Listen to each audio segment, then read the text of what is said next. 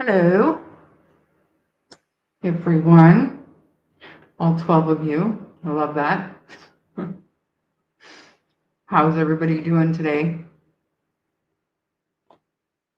I'm going to go all the way back up because chat's been a little bit busy with you guys talking amongst yourself, which is awesome. Number 2, hi. Thank you for coming. Bubbles and dolls.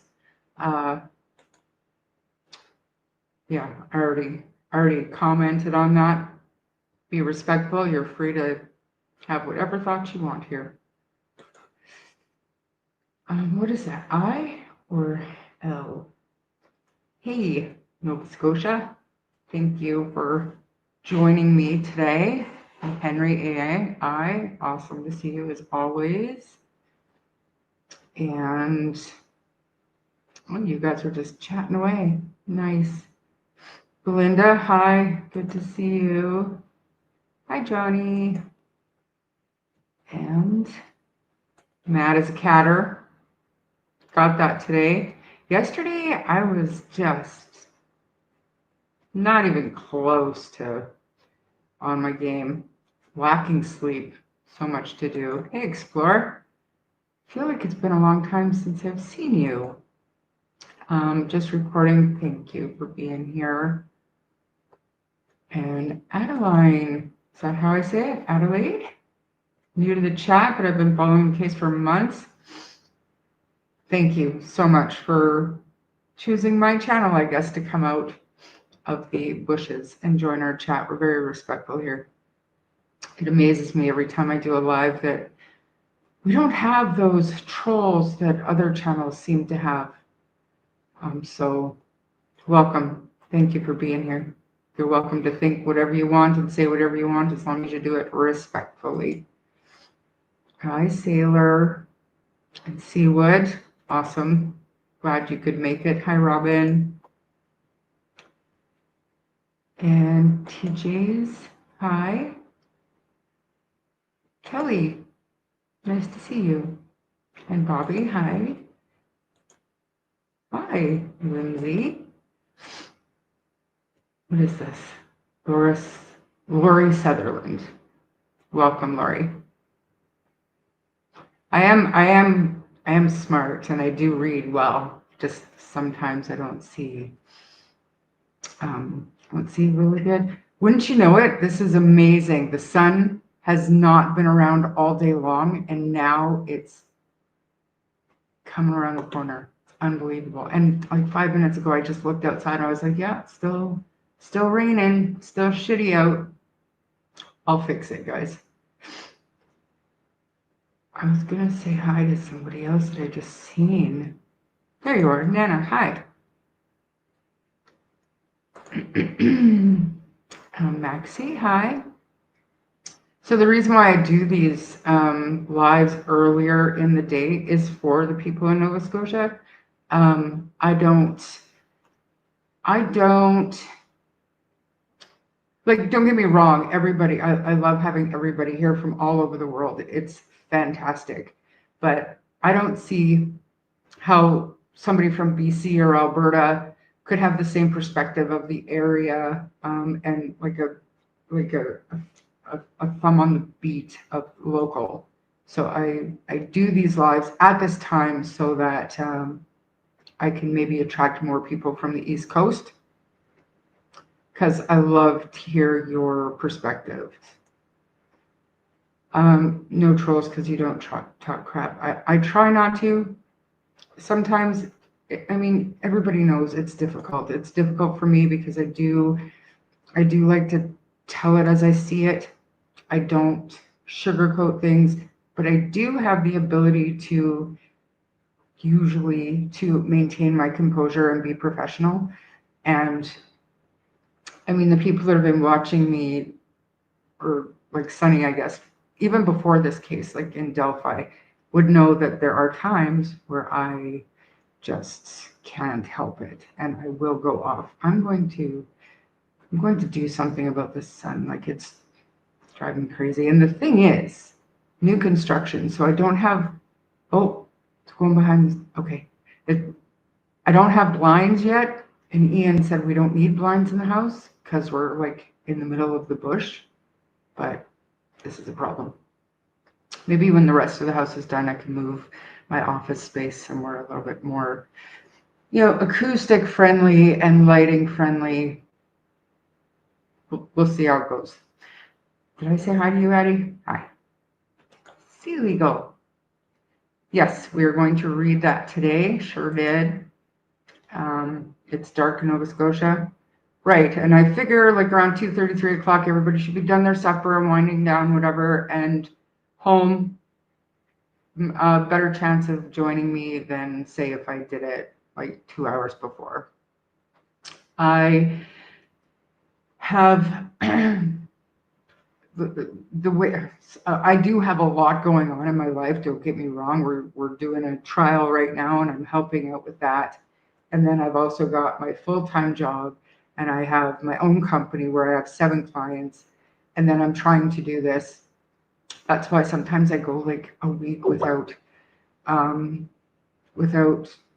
talking online about Jack and Lily, and it's hard sometimes to keep up with everything new going on. But because 90% of the time I'm able to work from home, as long as I juggle properly, it's not a big deal. So I've been working all day up until about 10 minutes ago. I know that some of you has sent me pictures of your animals, but I think I only got 2 this time, so I'm going to hold off until I get more. And just so you know, everybody that's new, send me pictures of your animals. We like to see your pets, your dogs, your cats, whatever.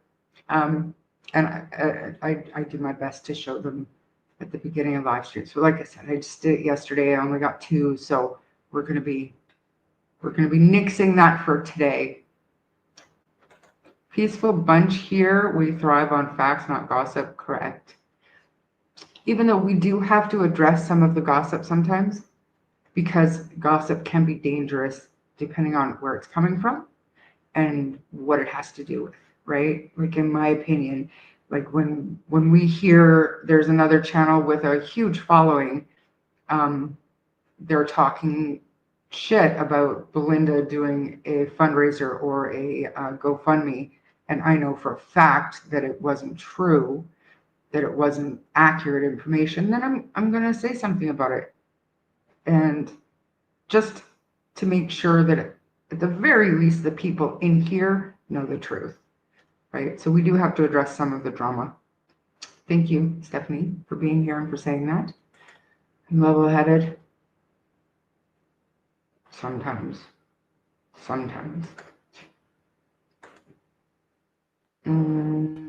Carol, hi. Good to see you.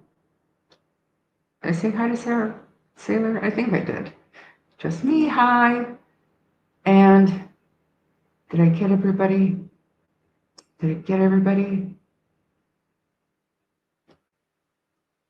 I'm mad as Catter. I think I already said hi to you. Either way, whatever.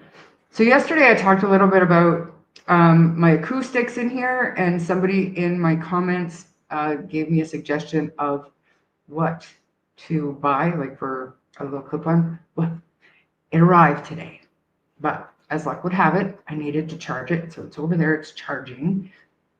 And then I got a QR code that I got to scan, and I'll figure out how to get it working. So this should be the last day that I sound like I'm in a tunnel. So fingers crossed, we'll get that sorted. And I will check my email, remember too. I will check my email. And I'm not sure what you were talking about when you asked me about what was on YouTube, if that was in Nova Scotia. Are you talking about my thumbnail? That screenshot of a map? Yes, that is 1407 Garlock Road all the way to Laird, where the whole, what Clutch and Pearls found the other night, we talked about yesterday. We're going to look at a map today that Wolfie was good enough to send me. We're going to check it out. I should have enough time to just get through everything today, and hopefully we won't. Black flies, that's disgusting. not in October. Belinda, I showed Maisie yesterday. Maybe show pets once a week. That is an excellent idea, Seawood. All in favor, say aye. Aye. Let me see this. Oh, it's a little parrot. It's so cute. What's his name? Her name. Yes, ma'am. Hello. I know you were. And I mean, to a certain degree, you guys, I was playing a little bit dumb. I really was. I understood the significance of it, but I am trying to be Switzerland and I am keeping the dialogue open. But I would like to say that my thumbnail, what exactly did it say again? Because there was a point and purpose to it. I did have a motive behind what I had on that thumbnail today. Let me just make sure. Because I do it and then I move on and I work and I do whatever, so it doesn't stay in my head. The Elusive Truth, Brad Wong, Justin Smith, and Enlightening Daniel. Now, so there are people out there who know or might think that I talk to Daniel, and I do. It's a very, respect. I don't push him for answers or anything because that's not working, right? When people talk to Daniel, they're bombarding him with questions and they want clarification, and I do too.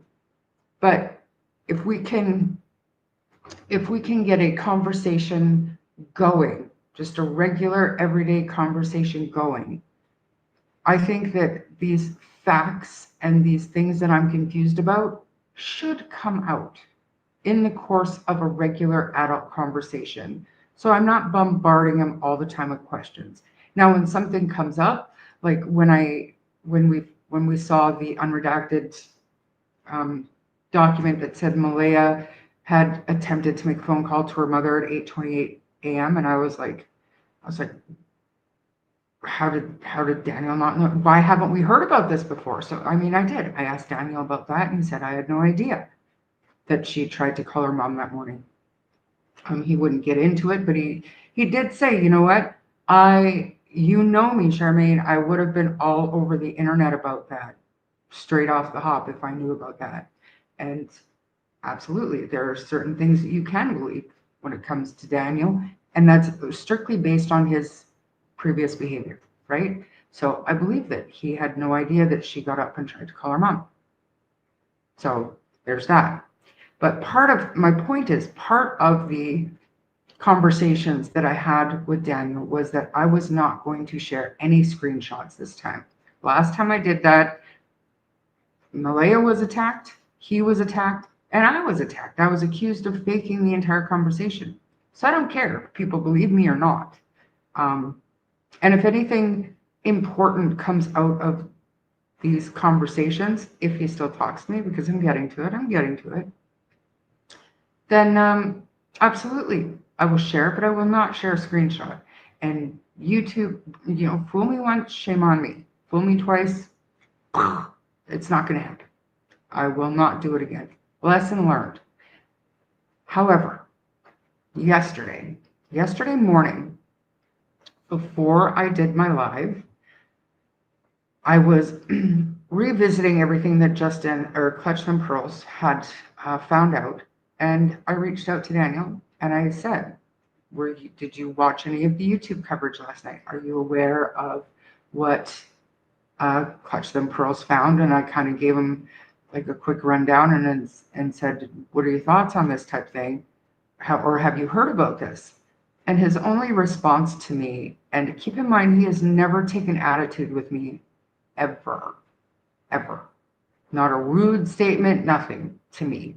I know to other people he has, but not to me. But his only response to me was, and I quote, "No, Charmaine, please enlighten me." I took that as a passive-aggressive way of saying, I don't even know. Like, does he think that I think that I'm smarter than him, or that I'm trying to play him or something? Like, I don't know what it means, but it was very out of character for the way he normally um, converses with me. So, was it just the situation? And when you really stop to think about it, you have to wonder what he's thinking. How is he going to explain this one? How did he recap the exact same route that the tipster said that they heard a car travel the night before at around 1:30 a.m.? How is he going to explain that one? And his response to me about enlighten me, Charmaine, or Charmaine enlighten me, just made me wonder if he's at all worried about that. So I don't know. But that's the purpose of it. And then, of course, the guy in the middle, I think he's from The Office or something, but that's literally how I feel every time I dive into this case and try to sort out all the bullshit. Just like,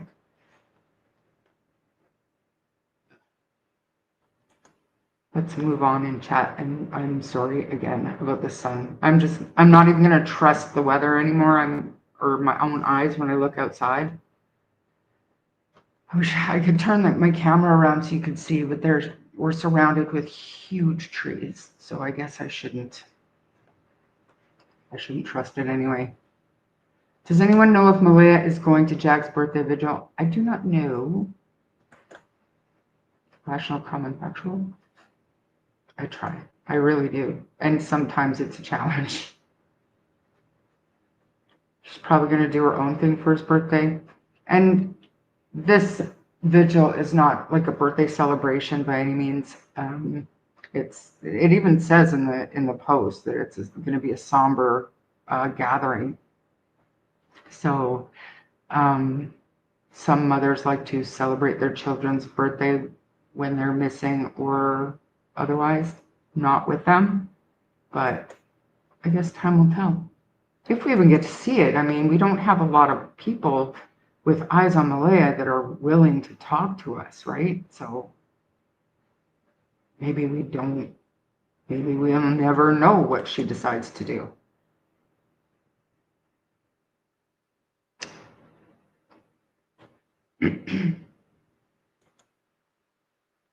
Yeah, I would be willing to bet money that she will not show up to that. I agree, Stephanie. I had to explain to Chet 10 times pro bono is only the lawyer's time and fees, nothing else. And also, unless you're giving Belinda money, you have no say. I mean, it just pisses me off. Like, who are you to question it?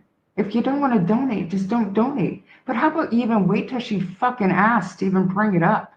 Like, how irresponsible content, in my opinion.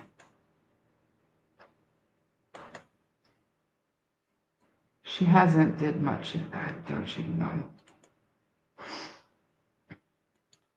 If Mom post your email address, I will post that myself. I don't see the big deal about clutch the pearls thing. So the neighbor describes the same route that Daniel claims he took that morning. And I mean, I'm right there with you, except if you think about the coincidence of stopping and turning around at the train tracks. That is, it's a little interesting.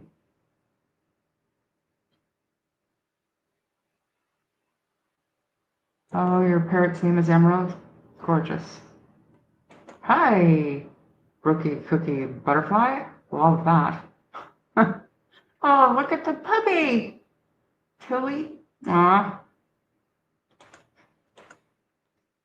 And Robin. See, now at this point when I'm so far behind, I can't remember if I said hi to people or not. So hello, Allison. And I hate to say this, but Daniel is a human, and in my opinion, all people should be treated respectfully, regardless of what they may or may not have done. I believe that every person on the planet deserves respect until they give us a reason to not respect them. And I think your individual reason for losing respect for somebody is, it's very subjective to your own personal experience with that person. So as I said, when when I was a little bit more vocal and kind of a passenger on the freight train that's rolling through right now, my attitude and my feelings towards Daniel's behavior was based strictly on the things that I was going through that came about as a result of my talking to Daniel and trying to put out his story. And the fact that he was either radio silent, not that I needed him to defend me, but even just to say it wasn't a fake conversation, because that was the information he wanted out there. I did keep back information he did not want me to share. But instead, I was hearing from other people that the two profiles on social media that were causing so much of the toxicity and hate towards me were Daniel and Logan. So I didn't have proof of that, but it still sours you, right? Like and he wasn't responding to me anymore. He wouldn't explain it to me even privately, which I get. You get gun shy back then, but and then, even since then, and all these months since then, asking him to clarify the smallest little details and just refusing to. It's frustrating. There it is right there. Thank you so much, Bobby. I'm going to keep this up here, and I'm going to go through. Did you get it? Quick, everybody, write down my email, truecrimestorypod@gmail.com. And I would like to address this now. Not that. Thank you. Who accused you of faking the entire conversation? Well, that started with Deception Detective blackmailing me to do a screen recording of my Facebook, of my personal Facebook, to prove to him that it was a real conversation. And if I refused to do that, he blackmailed me. And he gave me an ultimatum. You either do this screen recording that I'm asking for or demanding, or I'm going to release a video telling everybody that you faked the entire conversation. And because I refused to be bullied into releasing my friend's personal information, which is all over my Facebook, to a fucking YouTuber, he released a video, and it went from there. And then it caught on to Facebook and everywhere else. So that happened. Sure did. But now it's super funny. People go back to the screenshots that I shared. There's no talk about whether or not it's real or not now. And Daniel has acknowledged since, but still, it happened. It did. I got over it. Daniel was recently rude towards me when I have not been towards him. Same happened with Durwood as well. I'm not defending those people being rude to any of you, but I will say that when you're attacked constantly for months through, their own words, right? And they have to understand that. But you become hyper defensive. You can't say anything to these people without them thinking you're accusing them of something, so they're going to jump down your throat first. Not excusing it, but I'm just telling you how I get it. Do you see this? You know what happened to me? My dog, 140-pound dog. I went to take him out of the truck, and I had his leash in this hand. We got out of the truck, so I had to take him out because Ian was fixing the truck. And he jumped over the concrete, the Jersey barrier to go pee, but he jumped over it and he dragged me over it. It's not fun. I would have just said, go watch Clutch and get back to me.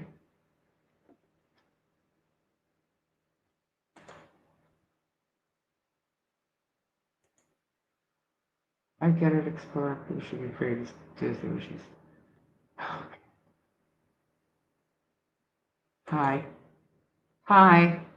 Are you talking about my lighting?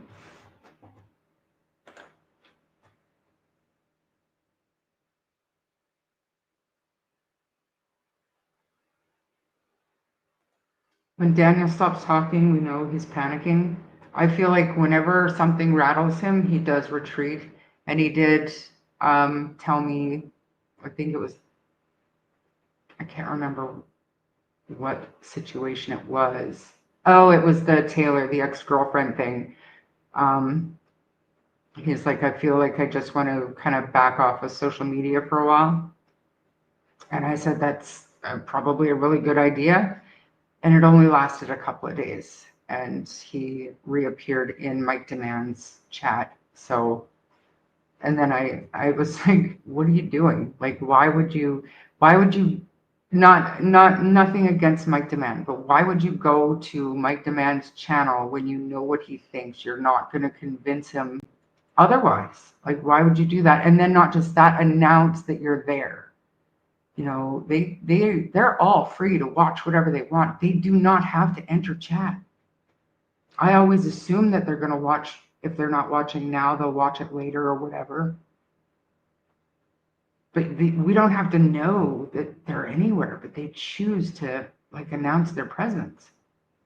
So, and I said a long time ago, they know at this point that if they're going to do that, they know that they're going to be questioned and quizzed and attacked. And most creators will allow it to a certain point. I will not. And that's why I have the majority of the people who first came into my channel are mods. There's so many.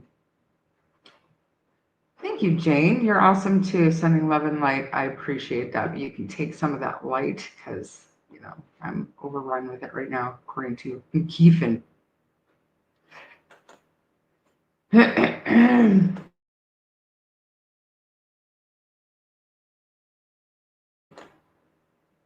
It almost feels like they did not expect both neighbors to speak up. What's up with Earl's mysterious fence and friendship talk?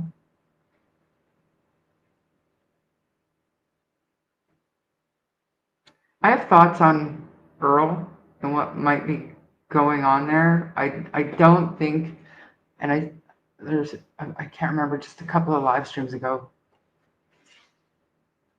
I don't think he has any idea what he's stepping into when he decides to start posting and going off like this on Facebook. I mean, he'll learn, and he probably already, I mean, one of his posts was like, for all you weirdos trying to add me as a friend, think I don't want to talk to you? What did he think was going to happen? They stay in the shadows. Nobody even knows if they should bother contacting him, you know?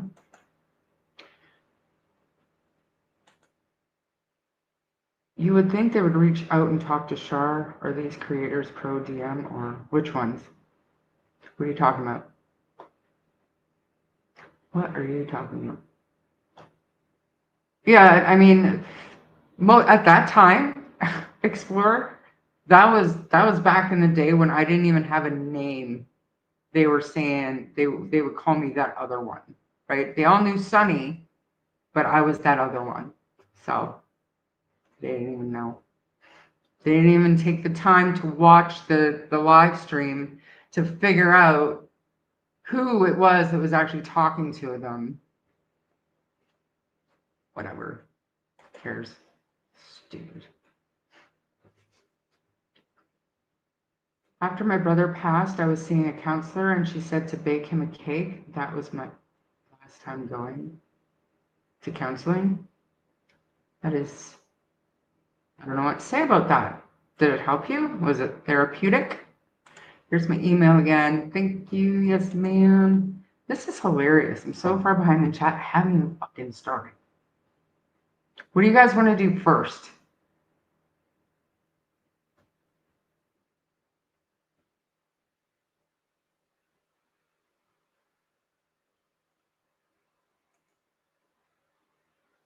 What? What are you talking about? Are there further train tracks up Lansdowne Road so Daniel could have been taking them out? Taking about them, maybe. What? Hi, Sue. I'm sorry, I didn't mean to seem rude about your comment and then not even say hi. I'm sorry. Hi. Comments like the ones to Belinda are why I can get rude in chat sometimes. I wonder where the friggin' brains are in some people commenting. I want to say that I don't really want to say it, but I'm going to say it anyway. A lot of the negativity that is aimed towards Belinda, for whatever reason, I believe is coming from Malea's camp. I know that Malea felt like Belinda was accusing her and thought it was disrespectful and ended up blocking her. I didn't see it like that at all. But I'm pretty sure that anybody that is throwing that shade at Belinda are people who are on, how weird is this, but on Malea's side of this whole thing. Did I say hi to you already? There's another Robin in here if I didn't. Hi. Little mama. Carol, Johnny. You guys are... Stop commenting. Let me catch up. Maybe what I meant is to treat them with dignity, not necessarily need to respect them. I agree with your approach of just having conversations, right? That's a good way to put them. Hey, Breaky Beats. What a dick. You're talking about deception detective. I fucking hate that guy. Did I say that out loud? Hopefully you didn't hear me. Hi, Cassie. And it would be totally different, you guys, if he would have reached out to me even after the fact. Even to this day, if he would have reached out to me and apologized or anything. Like even personally, don't even swallow your pride and tell your viewers you were wrong. If he would just reach out to me and apologize, it'd be a done deal. But I will tell that story until the day he does. Fuck him. We gotta move on. Hi, Travis. Gotta move on. We do have things that we are going to look at today. I'm not gonna do that. And I'm really glad that McKiffin is here. Of the 8 billion people on Earth, Earl is one of the last I'd want to be friends with anywhere. Fair enough. But I mean, I've known some people that are, like Earl. That way of life, maybe, is a good way to put it. I don't know.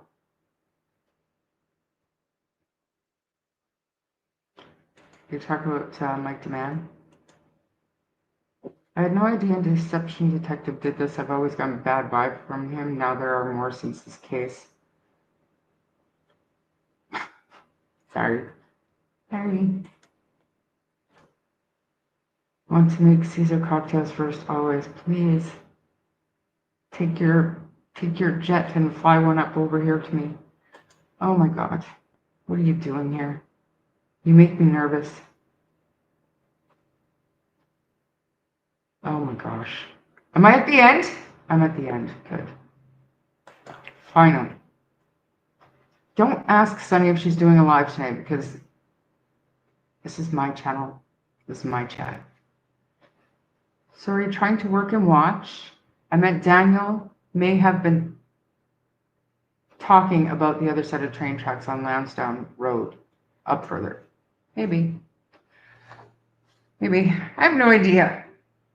I have no idea because I've never been to Nova Scotia, which is why I do these live streams earlier to have perspective of people like McKiffin. McKiffin, do you want to come up with me today? Do you want to do this? I have a map.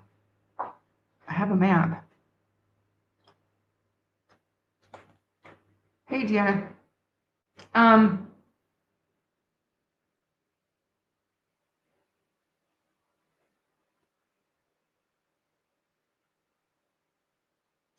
You and Sunny have such a cute friendship. And I just want to set the record straight here while Sunny is here.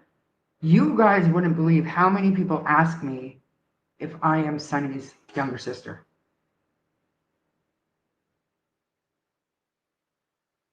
I don't know where that started or where that comes from, but even like last week, I was asked again.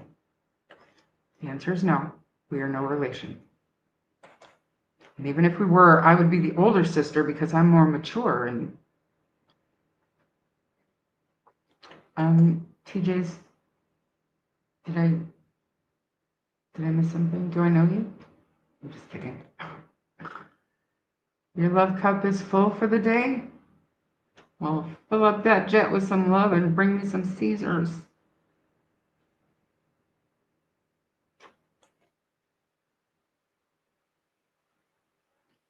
What did she say? Are you coming in here and maybe we shall leave and go watch Deception Detective? Maybe. Or you should go leave rude comments on Sunny's stuff and go report her and stuff. Bye. Anyway.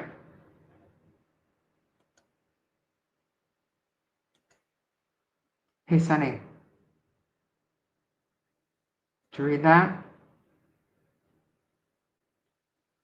Do you want me to read it for you? Seawood said he thought I was your daughter.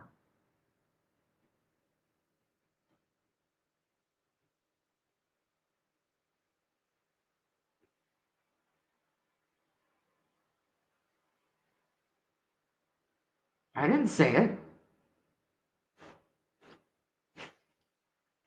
All right, anyways, let's move on. Okay, what do you want to do first? I think I want to Blue Heron Digital Art. Hello, thank you for being here. I don't like KFC. Sunny likes KFC.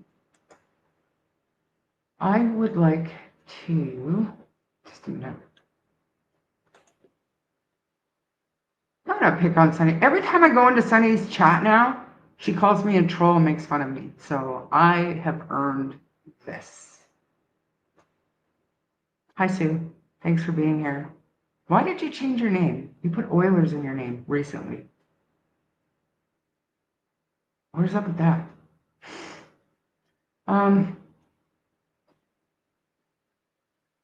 You have more wrinkles? Where does it say that? I'm not getting into this with you. You have more wrinkles? It's not. Are you talking to me? Are you talking to me? Sunny.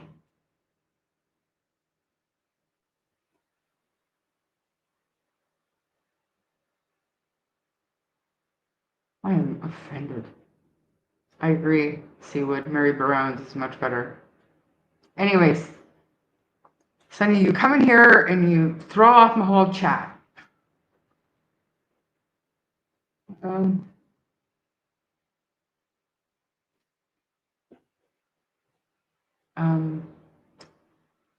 McKiffin, do you want to come up with me? If you don't want to come up with me, then we're going to do the other stuff first. Go Oilers. Are you out of your fucking mind? You don't even like hockey. Go Flames. There she is. There's my friend. Okay. All right. Now, I've asked you guys, what do you want to do first? Do you want to do the articles? Kent was good enough to record this CTV interview, or story with his phone. We can watch that, or we can check out the map first. I think that the map is going to take forever because McKeefen won't join me. McKeefen. I like McKeefen because that's what Clutch Them Pearls. Okay. Thank you, Seawood. Finally, somebody is listening and answering. Let's just see here. I think I do have it up. Love you, Sunny. Thanks for popping in and throwing off my chat. Where's my memberships? Oh, sorry. I'm not monetized. I went in there last night and then Sunny was making fun of me for being a member somewhere else. And so I had to buy memberships to buy her love. That's the relationship we have. All right. Watch this. Share audio. That's what happened yesterday. Figured it out, you guys. So, boom. Everybody has to listen hard because, like I said, I'm pretty sure Kent did this on his telephone. Which, God love him. At least he tries. And ready? Here we go. It's been almost 6 months since 6-year-old Lily and 4-year-old Jack Sullivan were reported missing from their Nova Scotia home. Tonight, we are hearing from their paternal grandmother for the first time about their disappearance. CTV's Hafsa Arif has this story. Lily is 6 years old. Jack is, well, he's going to be 5 years old.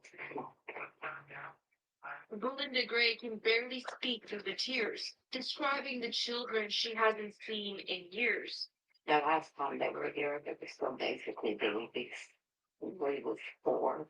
She was such a carbon copy of me, copy of everything I did. And Jack was more sober. He was just crawling around the floor, learning to walk. It's been 2 years since Gray last held Jack and Lily Sullivan, and months since anyone has seen them at all. Your grandchildren are what you leave this world. They're part of you. When Lily and Jack went missing, Gray says she joined the search herself. We started working our way up through the woods along the brook. And then we crossed over the brook. And we started coming back down through the woods. For Gray, hope quickly turned to suspicion, especially after their mother left the area. When I found out Malaya left, I knew there was no sex person anymore. It started making me think, I don't think these babies were hurt off. She hopes police can bring her closer to the truth. I hold them all accountable. I don't know how 2 kids can go missing. RCMP say they combed through every possible lead, but Gray feels police could have acted faster. I don't care what the criteria is for an Amber Alert. When you have vulnerable children missing, it should be an automatic alert. Every day, Gray checks her phone, hoping for a message, a post, a headline, anything saying they've been found. To see if there's any new family members coming out speaking. And that's off and on all day. That was hungry till I fit. Along the 40-kilometer stretch in Lansdowne Station where 6-year-old Lily and 4-year-old Jack Sullivan lived, cadaver dogs searched the woods and trails just a few weeks ago. RCMP say they came up empty-handed, but families say they're still holding out hope that children will be found soon. Hafsa Arif, CTV News, Upper Muscatawbin. And a reminder, for more on this story, you can visit our website, ctvnewsatlantic.ca. It's been almost 6 months since 6-year-old Lily and 4-year-old... It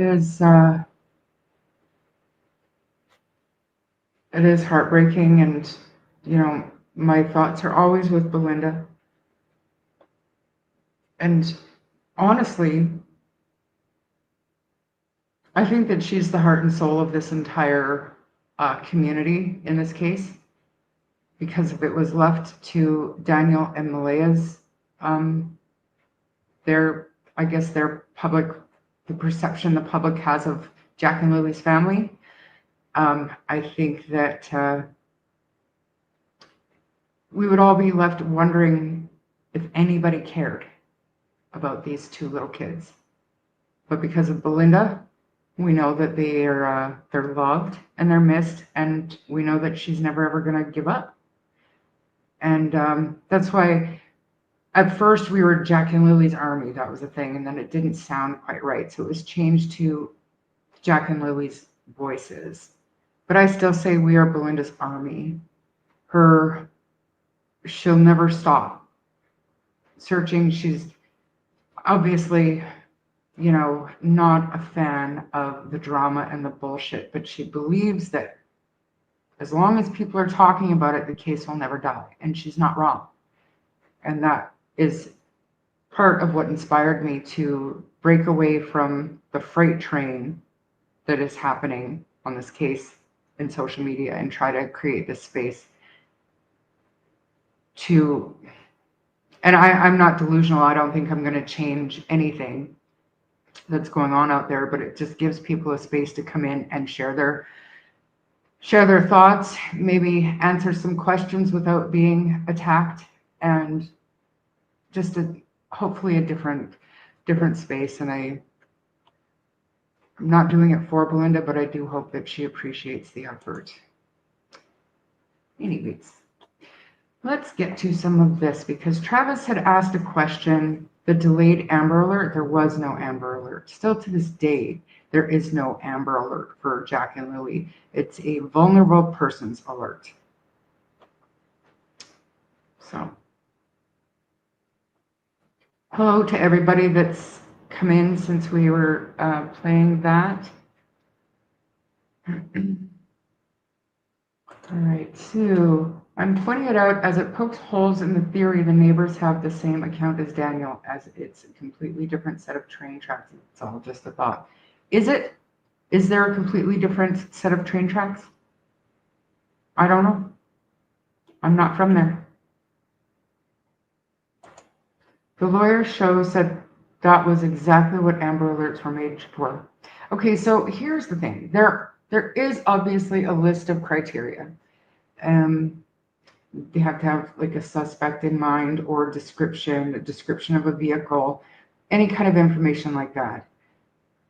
However, so the first Amber Alert that was ever issued in Canada was Holly Jones, and they knew where she was going and about how long it should take. They issued an Amber Alert. They didn't have possible suspect. They didn't have any suspect vehicles. They didn't have any of the criteria. And then a few years later, Tori Stafford went missing. And they did have her on surveillance video, seen leaving her school with a woman. They had a description of a suspect vehicle, and no Amber Alert was issued. And there have been a few more over the years where there was one just the other day, actually. Oh, was it in Ontario? A mom was killed, and the baby was taken, and baby was found safe, dropped off with family. Suspect still at large, but they obviously had a suspect in mind and its description of a vehicle. So, but it seems to me like the criteria is so. It depends on the jurisdiction whether or not they're going to ask for the Amber Alert to be issued, because it's not like the RCMP just say we'll issue an Amber Alert. They actually have to ask. I believe it's the Governor General to issue the Amber Alert. So it's a flawed system, and like so many other systems in Canada, it needs an overhaul. And in my mind, even if you don't have, like in Holly Jones' case, even if you don't have a suspect vehicle, if you don't have a possible suspect description, what better way to get one than to put an Amber Alert out right away for these two kids? Keep your eye out for these two kids. What if somebody at 8:49 or whatever, like, we don't even know, but what if these kids were seen on the road or something, and the vulnerable person's alert didn't go out, and that person was busy like me with their own life. Maybe they're like Dory, like me, and they don't remember what they said or did 2 minutes ago, and it didn't clue in. But if there's an Amber Alert right away for these two kids, it's easier for people to realize, well, I did see them. I didn't see a vehicle and I didn't see them with anybody, but I sure did see them. You know what I mean? Like, I feel like the whole system needs an overhaul. I do not think that Belinda is in here today. Oh, is Daphne on? See, I gotta get used to this whole thing. I need to start doing that better.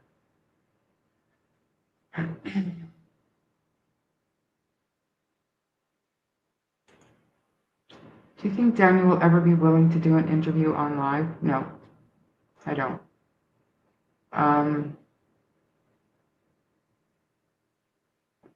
DT, I think is the, don't take this the wrong way, but DT's interview is the best we're going to get out of Daniel in social media.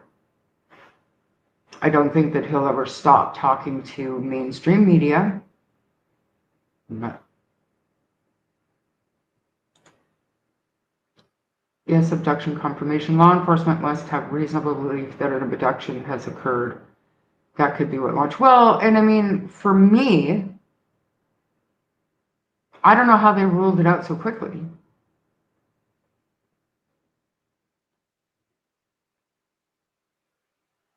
Because all we had were the parents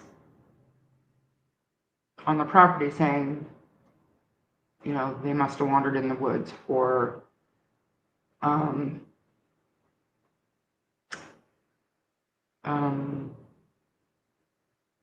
Jamie, sorry, hearing the kids on the property. But other than that, they should have left. They didn't even secure the scene, Travis. Like, that crime scene, and I'm calling it what it is, was so contaminated right from the get that any evidence would have been trampled almost immediately. So, no matter what happened, unless they did wander into the woods, drop down a mine shaft that just hasn't been checked yet, or completely vaporized, there has been a crime here. Doesn't matter. There's no other scenario that is not criminal at this point.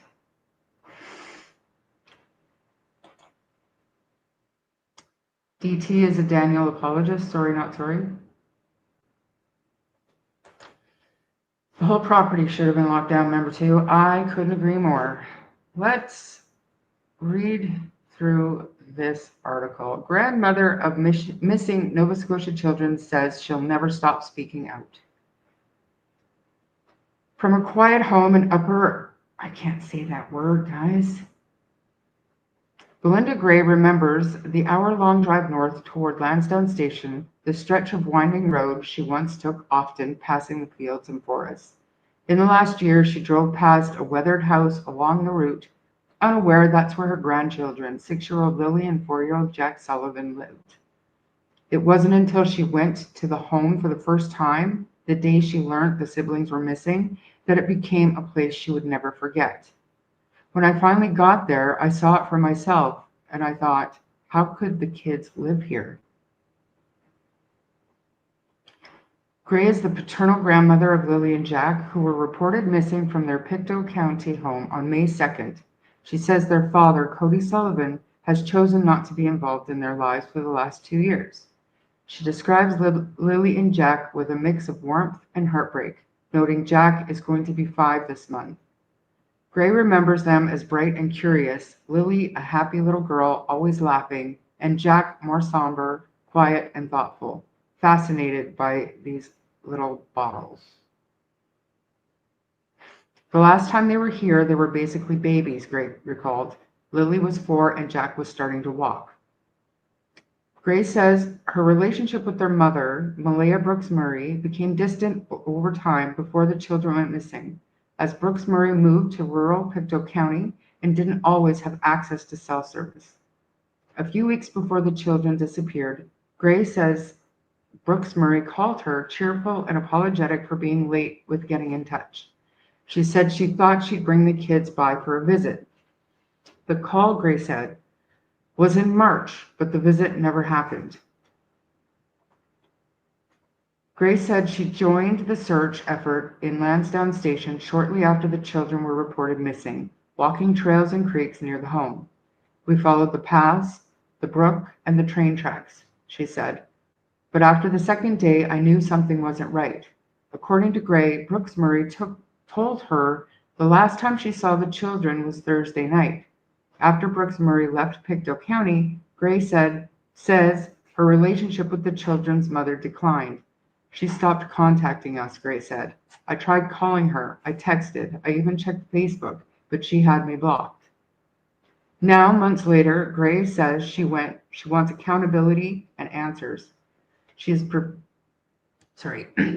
pursuing guardianship over the grandchildren's records, a step she hopes will allow her access to files from Child Protective Services and their school to understand what led up to the days before they went missing. To understand what led up to the days before they went missing? I want to see what CPS had, the school had, she said. I want to know who's to blame here. She also believes an Amber Alert should have been issued immediately. I do believe an alert should have been done right off the bat, she said. When you have vulnerable children missing, it should be automatic. Roads should have been shut down. Their faces should have been everywhere. The RCMP says its investigation remains active, but Gray says it feels like little progress has been made. Police don't seem any closer than they were on the day they went missing, she said. Still, she checks her phone every morning hoping for an update or a miracle. Every morning when I get up, I check my phone to see if anybody posted anything, if they were found, she said. Then I turn on the TV and check YouTube, and that's all day, up until I go to bed. November 2nd will mark six months since Jack and Lily disappeared, but Gray says she refuses to lose hope. I'll never stop speaking out, she said. I owe them that. Gray says she plans to organize an independent search next month with a group of volunteers determined to keep looking for Jack and Lily. Lily and Jack. Yeah.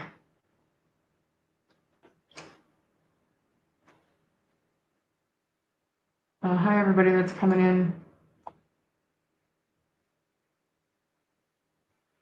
Daniel went live on Mike Demand just recently. Yeah, so he took a break for a couple of days and then he appeared in Mike Demand's live chat.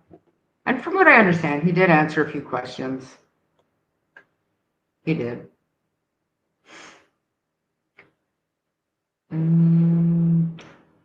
Muscadobit, is that what it is? Okay, I've heard it. Muscadobit, got it. It's ingrained in me now. All right, and there's one more from today. New witness statements in Jack and Lily Sullivan's disappearance are unverified.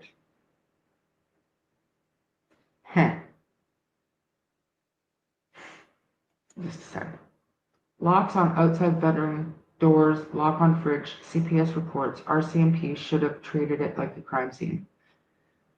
They should have until they figured out that it wasn't a crime scene. That's just standard. It's standard. So many people failed Jack and Lily. So many people. So a few slim details released by the RCMP about their investigation into the disappearance of Jack and Lily Sullivan have rekindled online speculation. Rekindled? Would they turn us off or what? But the newly redacted sections of RCMP warrants don't provide any answers to what happened to the two Pictou County children who were reported missing by their mother, Malaya Brooks Murray, on May 2nd. Also, witness statements contained in them are not corroborated by other evidence. In response to a court challenge by the Canadian Press, the Globe and Mail, and CBC In September, the RCMP unsealed added sections of the warrant documents, which lay out much of their extensive investigation up to late May. With court date looming where the media was going to seek more redactions be lifted, the RCMP voluntarily lifted more, but not all, of the redactions last week. Hi, Blue Jay. Sorry, need a drink. Which reminds me, does anybody play Monopoly, McDonald's Monopoly? There's a few, like a very small number that I need, and I think you have to be on the East Coast to get them. So if I tell you guys what I need, if you get them and you give it to me, whatever I win, I'll sell it and split it with you. Let me know if you're into it. All right, moving on. They include statements by two people who live near the rural property in Lansdowne Station that Jack 4 and Lily 6 shared with their mother, stepfather Daniel Martel, and his mother Janie McKenzie. 2 weeks after Jack and Lily's disappearance, did you guys hear that? It's my dog. 2 weeks after Jack and Lily's disappearance, one nearby resident told police he heard a vehicle go and come from the property 5 or 6 times during the night before the children were reported missing. Another area resident told police that at about 1:30 a.m. on May 2nd, he heard a car on Highway 289, which runs past Jack and Lily's home, then turns around by the railway tracks near the area of Gerlach Road and Lansdowne Station Road. The vehicle stopped making noise for a few minutes, then headed on towards Laird Road. Hey, Kent.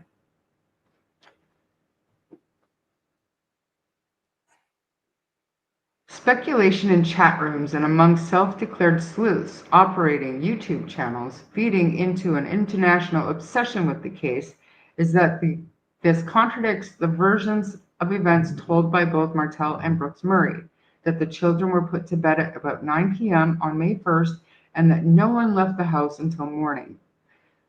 The children were last seen in public the previous afternoon, May 1st, based on security footage from a PICTOU County Dollarama. The RCMP followed up on the statements, looking at security and hunting camera footage obtained from properties in the area.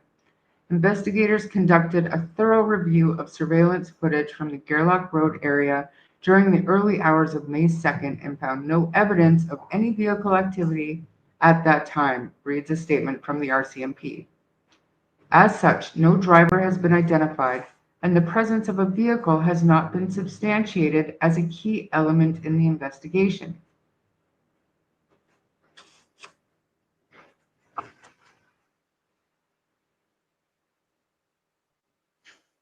Brooks Murray and Martel told the RCMP independently that on the morning of May 2nd, they were in bed with their baby Meadow.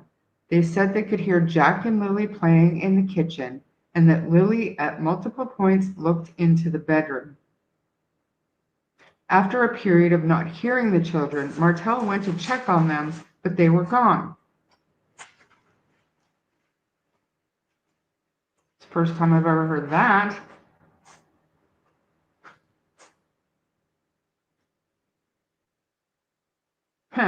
Along with their boots and Lily's backpack. A wrench he'd wedged in the top of the front door the night before to prevent a black bear from pushing it open was still there, meaning the only other way out was through a sliding door at the back. Hello. Hang on. I have to put a note.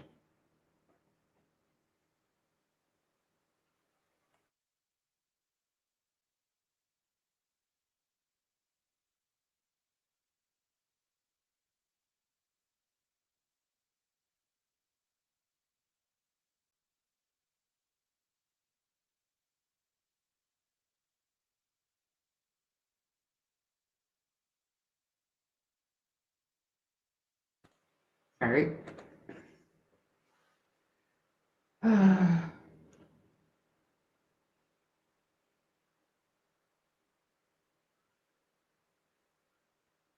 Okay.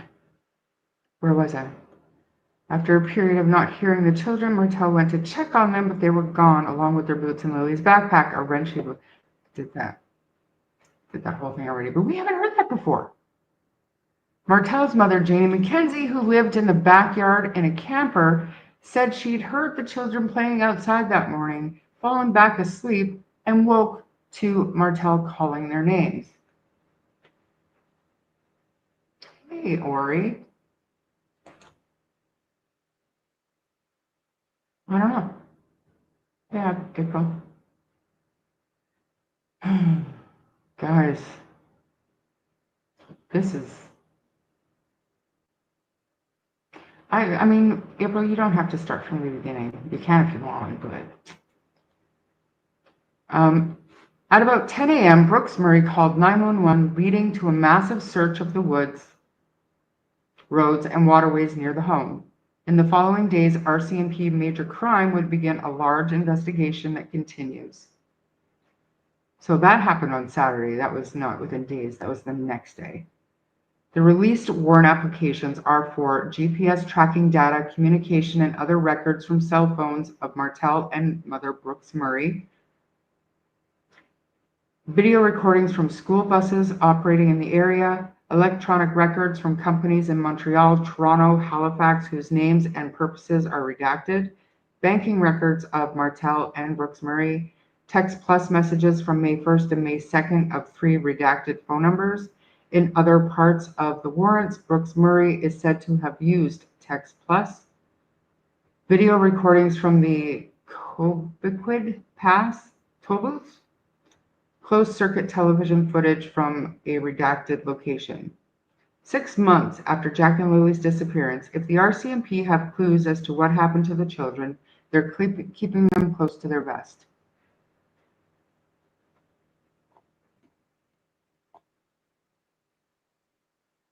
Well, that was anticlimactic. Absolutely. Absolutely, they did. Can I say that this is horseshit? Can I say, am I allowed to say that? What are you saying, Kent?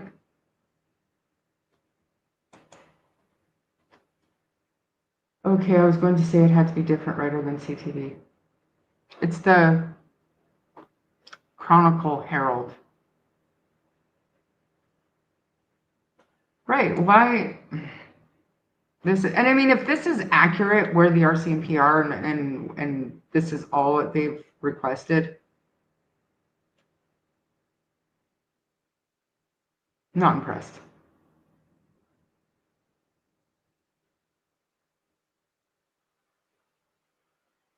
And who's to say,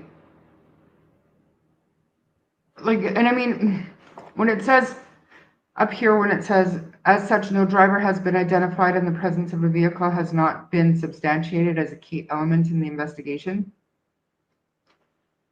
What cameras did you check? And were they pointing to the exact locations where Justin Smith claims to have heard a vehicle that night? Or have you gone up to Brad Wong's place in early spring to see if it's possible to see lights coming and going, because there are no cameras in that area? Like, we remember when we got, I can't remember the neighbor's name, but Kent will know, but those hunting cams, like those trail cams, they weren't pointing to roads and shit. They were in the bush. They were looking for children wandering in the bush. Were there cams between Earl's house and the cabins? Nope. Hi, Mike. Hey, look, everybody. Mike DeMann is in the house.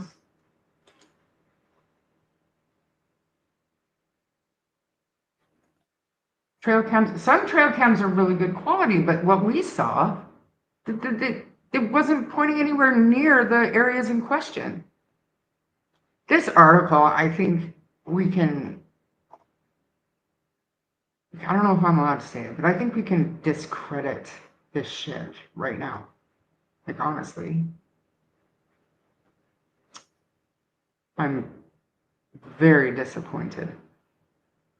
I thought when I saw an article about these witness accounts that there would be some kind of information from the RCMP that we could kind of hang our hat on and move on, you know? This is ridiculous. Let's check you guys out. What are you talking about now? And I'm sorry if I've missed anybody coming in. And Kent, I have no idea what you're talking about. As usual. I rarely have any idea what Kent is talking about, you guys. Just trying to keep up. I think Daniel went and drove all the places he had said to cover up his tracks from earlier by driving over them with Malaya's vehicle. That's why it took him 10 minutes. Maybe.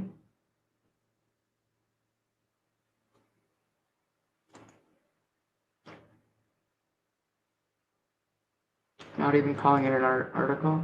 Yeah. Same. All right. There was one camera you can see on the TV in the initial media reports, and it was pointing directly to the road. I'm not sure if that's the camera or not, or if it was working, or if that's what they're talking about. But there's no reason to. So far, I haven't seen, and at the beginning I wanted to be able to prove or disprove Brad Wong or Justin Smith's claims. And it's not on social media. They're not out here running their mouths. They gave their statements to the police at the very beginning. So that's number one to me. And then when we piece together the route that Daniel said that he took when he was searching, it is ironic that he took that very same route that the car was heard going at 1:30 in the morning. So I would like to know how he plans to explain this one, because I have been trying my best to remain professional and keep dialogue going with Daniel. For the last couple of weeks, he's been doing really well with me, and I don't plan on starting to accuse him still of anything, but I just, instead of being snide with me when I ask a simple question, if there's an innocent explanation, just let's hear it. You know, I'm going to listen to you.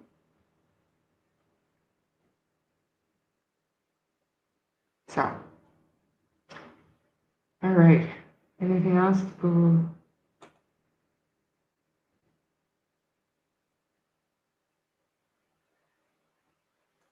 So this is very true. Usually they only record on motion and have loop. That's usually very true. But if they were pointing in the right, if this is what the RCMT is talking about and they're pointed in the right direction, then you'd still see any vehicle going. And from what I understand, they're saying there was no vehicle. So I have a feeling that none of the cameras that they've checked, because why would they lie? Why would Brad Wong and Justin Smith lie? Right off the hop, right off the beginning. They wouldn't make, I don't think normal people would make that shit up when it comes to two missing kids. Am I wrong?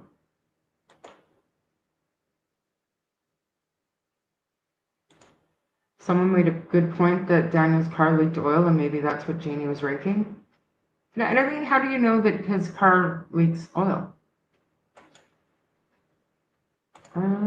Yes, wherever the command station was, because when they were setting it up on the road, they found the camera. They said, can we track down the owner and get the 40s? Because the camera was pointing towards the road.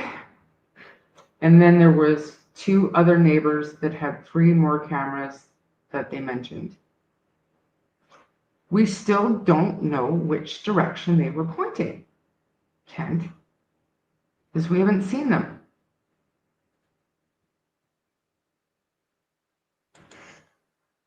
She was raking for something not for cool.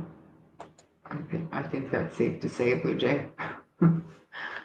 Remember his statement about the part only an ATV can access. You gotta remember Brad's story at first said each of these trips was 25 minutes return trip. I'm sure not hearing a car 25 minutes away. Listen, that account came from a reporter supposedly months after giving the statement. So that reporter definitely could have wrote her notes down wrong.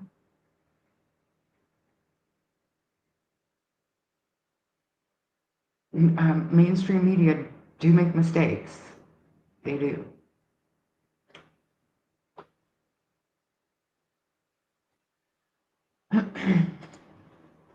Kent, I don't believe much of what is said by any of them.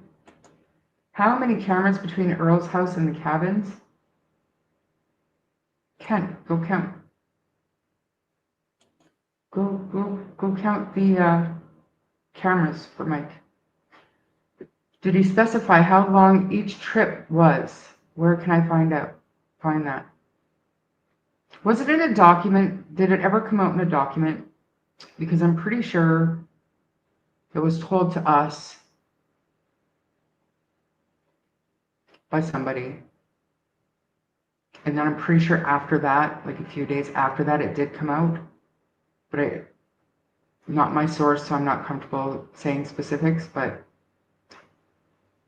which is why I don't think that we can give it much credence, because we don't know if it's accurate. They make mistakes too. Brad has told two different stories. Go back and compare it to Lindsay's first article in the Globe and Mail when she talked about the neighbor, the first. Yes, Kent, I get it, but again, they make mistakes. And that's why it's so important to treat Brad Wong and Justin Smith with the respect and the credibility that they deserve until you prove otherwise. Because you want them to talk and you want them to clarify. So by attacking them and calling them liars, you're going to create the same situation we have with Daniel, where all they're going to do is either duck and cover or defend themselves and not give any kind of truth. So if that's the environment that you guys want to do, not you guys specifically, but the YouTubers, go ahead. It's not going to happen here. Credible until they show me they're not. Drone not shows oil spot where his car used to sit. In your opinion? C had a great question. So could RCMP substantiate that Daniel drove around on May 2nd in the AM as he claimed? Well, if he used the Pathfinder, you'd think so. It was a newer vehicle. They would have GPS in there. But he says he always leaves his phone at home or doesn't remember if he had his phone or not, you know.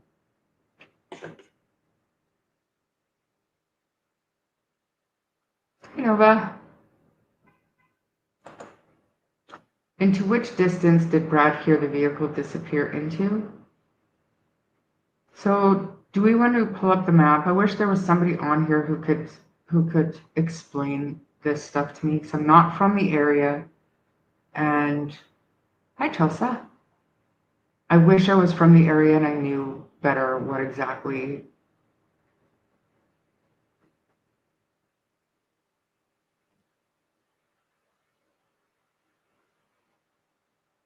Okay, we can't get into the timings. It's all.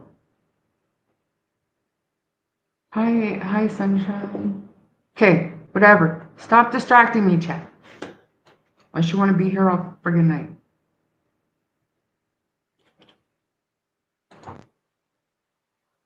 Okay.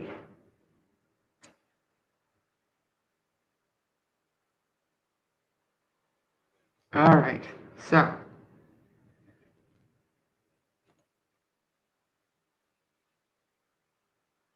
All right, we gotta zoom in here. This is such a big map.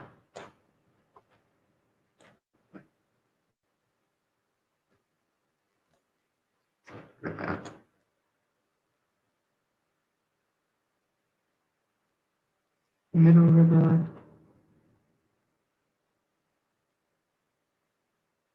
Okay.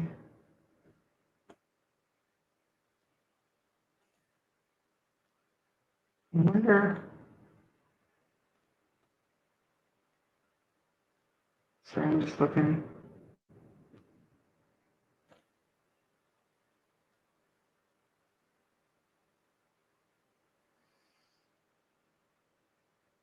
So this map, I mean, the person that sent it to me was mostly looking at bodies of water in the area.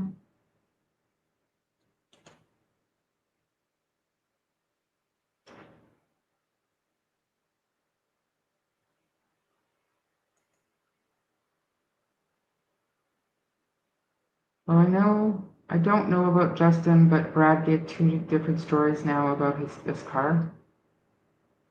Again.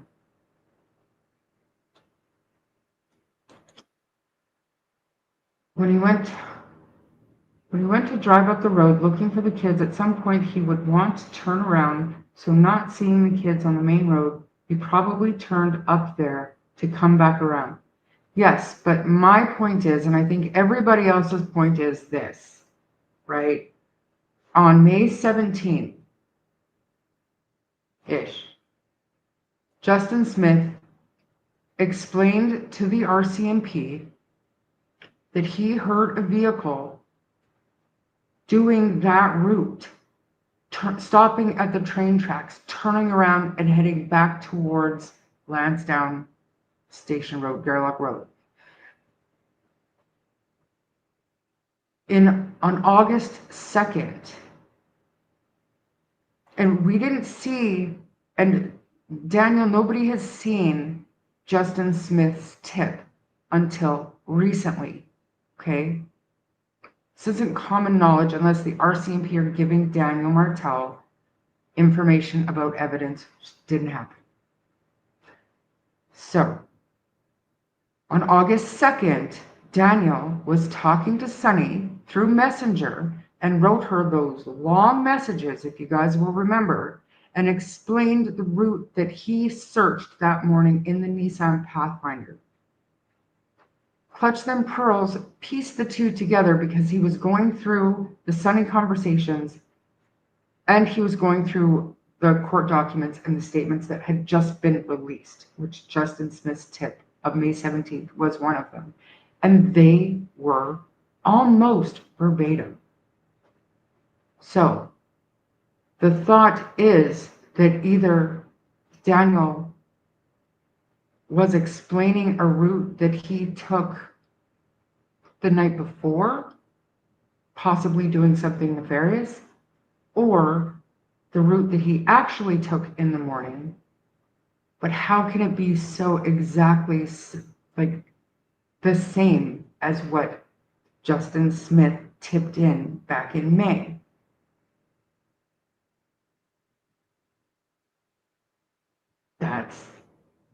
That's the thing.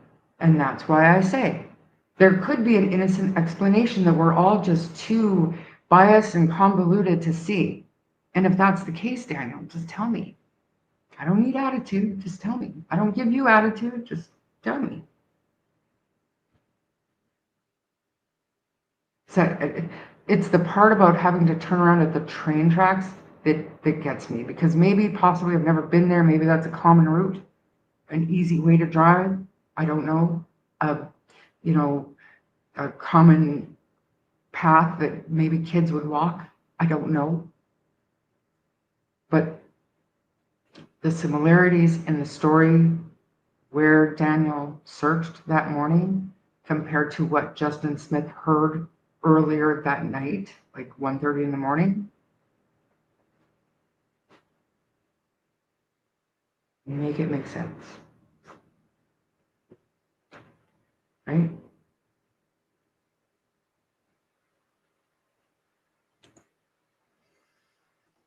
Kent, in my opinion, Daniel makes a different statement every day.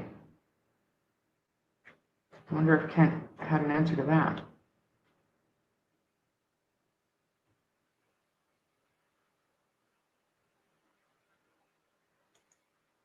Nobody wants to listen to you. I'm listening to you, Kent. I'm listening to you, but hang on. argue amongst yourselves.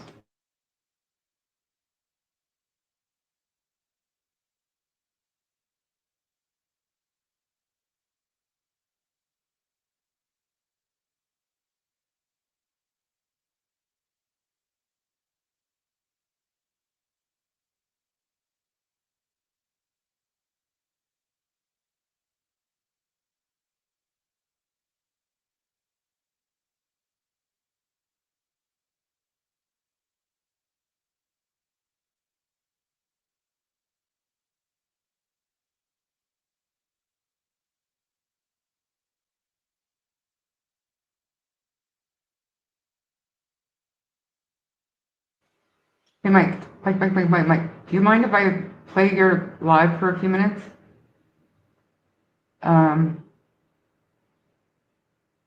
Where you said something about, what is this, a joke, remember? I need to, oh no, I can't do this. I have to do this.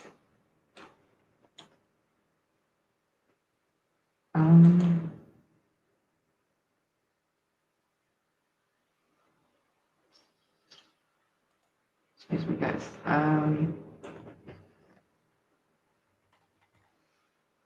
Just because I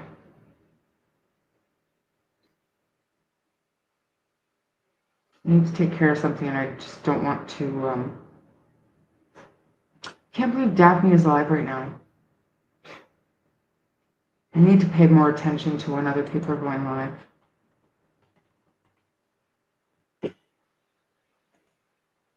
But I really want to play this for a little bit.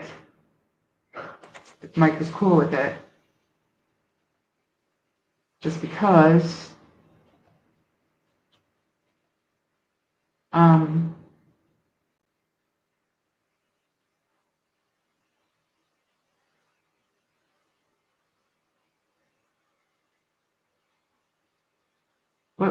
what is Mike looking for?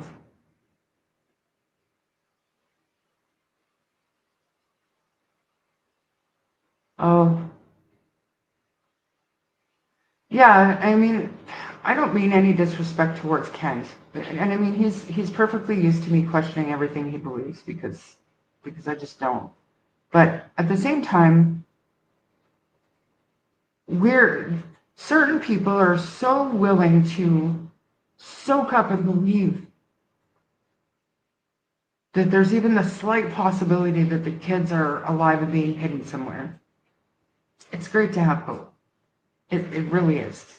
But at some point, you can't continue to excuse and ignore the discrepancies and the misinformation that's being put out there and not being cleared up for no good reason, right? But if you're willing to give somebody who's known to be habitually inconsistent the benefit of the doubt and look past all of his discrepancies to believe what you believe, then why are you so quick to discount witness accounts because there was maybe somebody reported something differently instead of giving the man a chance to talk, to clarify things? You know, I mean, this stuff just came out. We need to give him a chance because I'm sure he will talk. But if you create an environment where they're just going to get attacked, then they're not going to.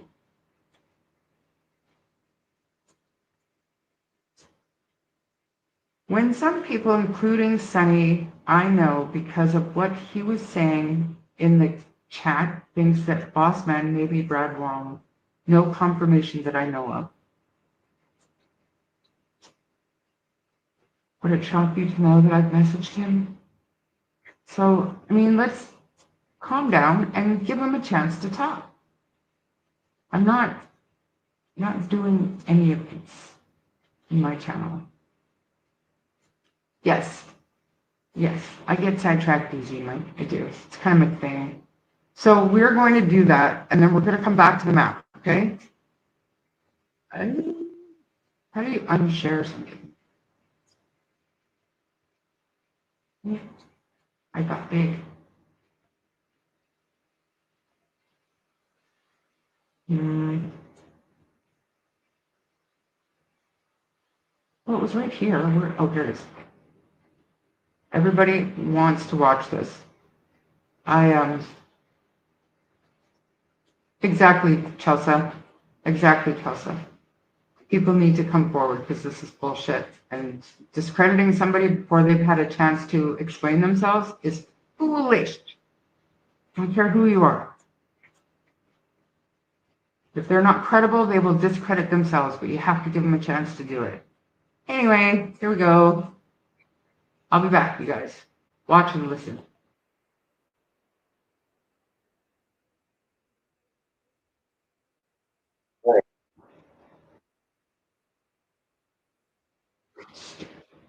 Dear, I know it's not my usual time to do a live, but I think it's important for me to keep things up to date somehow. And a lot of questions have come my way about where did Daniel go that particular night. Hey guys, and 2 months ago, remember, I made a video about this already, talking about leakage. Leakage when it comes to this. The statement from, I talked about it already 2 months ago. And I need to say something first. I consider the possibility that Daniel went back and forth because he was looking for things he may have dropped that night, including the blanket that I am not convinced was planted. As a matter of fact, I have not seen any. I know that now most of you will say, what the hell is he talking about? That blanket was planted. I'm not so sure, guys. I'm not so sure. Because when Daniel was talking about, I never seen the blanket in the tree, by the way. Well, why would you see it? Would it have been that obvious? Or were you actually looking for it that night? Is it possible that you made all of these trips back and forth because of the possibility that you have dropped something? Hey guys. Wait, I gotta fire up the other computer and see to see the chat a little bit easier and better. But you know what? Let me say it like this to make it very clear. The claim that let me see, what did RCMP say? Let me look at this crap because this blows my mind away. It shouldn't, but every time well, okay, get used to it, guys. There's no evidence that there was any foul play involved. And there's also no evidence suggesting evidence of anything that would suggest that there was foul play, right? No evidence at all. And I don't know if I even want to look at this, but I'm going to play you a video from Paul Palango, where he talks about the RCMP. And I don't want to get too deep into this, but I think it's very important to put things into perspective. So listen to me listen to this before I go any further. This is the person who's very critical of the RCMP, Paul Palango. The other dude's an idiot, but let's listen to him. Always more baseball is always good, so it'd be interesting to see. But yeah, it doesn't look good for anybody going against the Dodgers. Okay, all right, we're gonna get into some political stuff but in a minute. But first, Paul, an update. Boy, an update this week on the Jack and Lily Sullivan disappearance here in Nova Scotia. 2 children went missing May 2nd, reported missing, sorry. Might be a relevant distinction now, reported missing May 2nd. And hadn't heard much of anything, wasn't getting a lot from the police, from the, information to the public. This week, thanks to the media, CBC and others fought to have, so when the police are looking for search warrants, they submit documents to the court saying, here's everything we know about the situation. Give us a search warrant on phones, on locations, properties, whatever. But often information in those will be redacted, blacked out so that the public can't see it. Media organizations often, or defendants, will apply to have those redactions removed so that people can see. This week, there were redactions removed thanks to the media intervention. And we learned that 2 witnesses in the neighborhood heard vehicles late at night in the area driving around the home where the 2 children were missing. 2 independent witnesses, well, they spoke to each other afterwards, but they spoke to the police, both with very similar recollections of the night before. And we're hearing this now, June, July, August, 5 months later. Paul, what do you think? Well, the RCMP and the way it investigates is problematic. I mean, they look for reasons not to investigate, to make things go away. That's historically accurate. I'm not surprised by that statement. And I would say, from what I have seen, the passive attitude and kind of wanting things to go away, that rings a couple of bells, right? I mean, doesn't it? They're not aggressive. I got a note from a Mountie who we're going to be talking to in the near future, I hope, because his troubles with the Mounties is sort of come back into the forefront. His name is Dave Moore. But Dave Moore, when he was with the Mounties, was one of the people who helped set up the Amber Alert system in Nova Scotia. And what has happened, I got a note from Dave the other day talking about Jack and Lily Sullivan going missing. And he said this was a perfect example where an Amber Alert should have been put out immediately. That's how the system was designed. Unless you understand statement analysis and how it works. Yeah. But the Dudley Do-Right in charge that day is allowed in the RCMP to make a decision not to put out an Amber Alert, which sort of defies logic in this situation. And then before you know it, the case, everything has gone cold because no one was paying attention when they should have been paying attention. So I have my reasons not to issue an Amber Alert. But yes, I would be interested also in knowing the specific reasons why the RCMP didn't. And following the rules and the systems that were already in place. I mean, he's literally pulling his hair out saying, this is insane. They're not doing a good job, and they failed in this case. And now look what's happened. Well, look, everybody's perception, watching the news, watching the interviews with the police, seeing the moves that they were making, like last couple of weeks, bringing in the cadaver dogs. Well, okay, everything must be pointing to those. They didn't check the ATV and they didn't check Earl's property. Kids being in the area, lost in the woods somewhere. It's thick foliage and all that stuff. Okay, it's difficult. Done a lot of searches. Okay, sure. But this new information points to, well, okay, maybe there was a vehicle that abducted, or there was something nefarious going on. We also find out that the mother of the 2 children says she went to sleep at 9 o'clock. The stepdad stayed up all night, supposed to be cleaning. She wakes up in the morning, the house isn't clean. And she doesn't know what he was doing. Now we find out from him, the CBC called this Daniel Martel to interview him.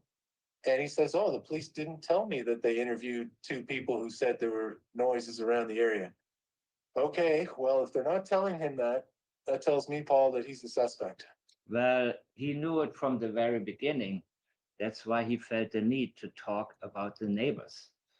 That's why he felt the need to try to discredit the neighbors and talk about criminal activities that happened 5 years ago, because, well, he preemptively wanted to discredit these people. That was his way of doing it. Yeah, for sure. But I want to go back into this now really, really quick. And I already talked about this 2 months ago when it came out. When it came out on Sunny's channel, what Daniel said. And I will repeat what I said back then, that this is a mix of what happened that night on Thursday and a few things that he wanted us to believe happened on Friday morning. I believe he dropped some things. He went to the cabins, absolutely, which is why Belinda saw a brand new lock on one of these cabins. That's what I said from the very, very beginning. And of course, the account from Wong and Smith, it matches up with it. Because of course, these things happened on Thursday night. Daniel was leaking what happened on Thursday night, which way he went. The children wound up somehow, I believe, at the cabins.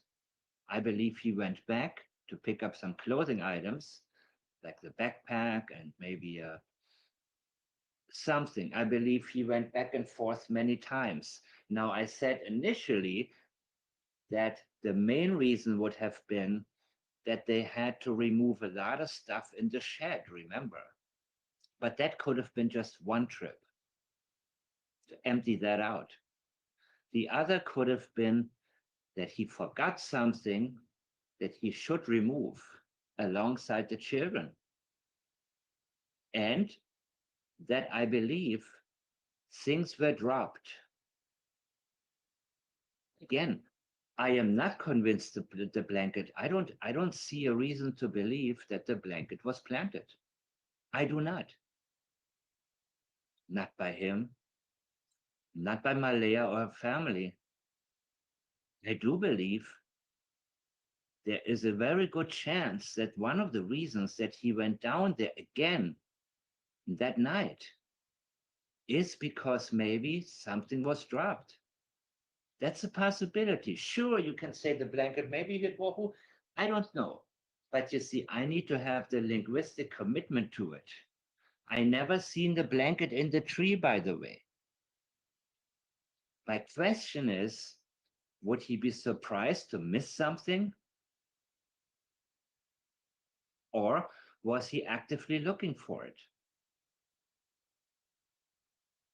Because that is something that I consider, that he was actively looking for the blanket or other things that he may have missed. And I believe that he wound up in that area on Friday morning because it was too dark for him to see anything.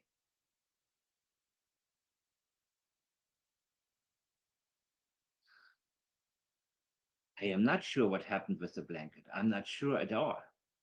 But the possibility that he was either looking for the blanket or some other things and kept returning there. And that he's surprised to hear about the blanket because why didn't I see that? I was looking for it. I was looking for things I may have dropped there. So of course, this is absolutely aligning with what Smith and Wong said. There's no doubt.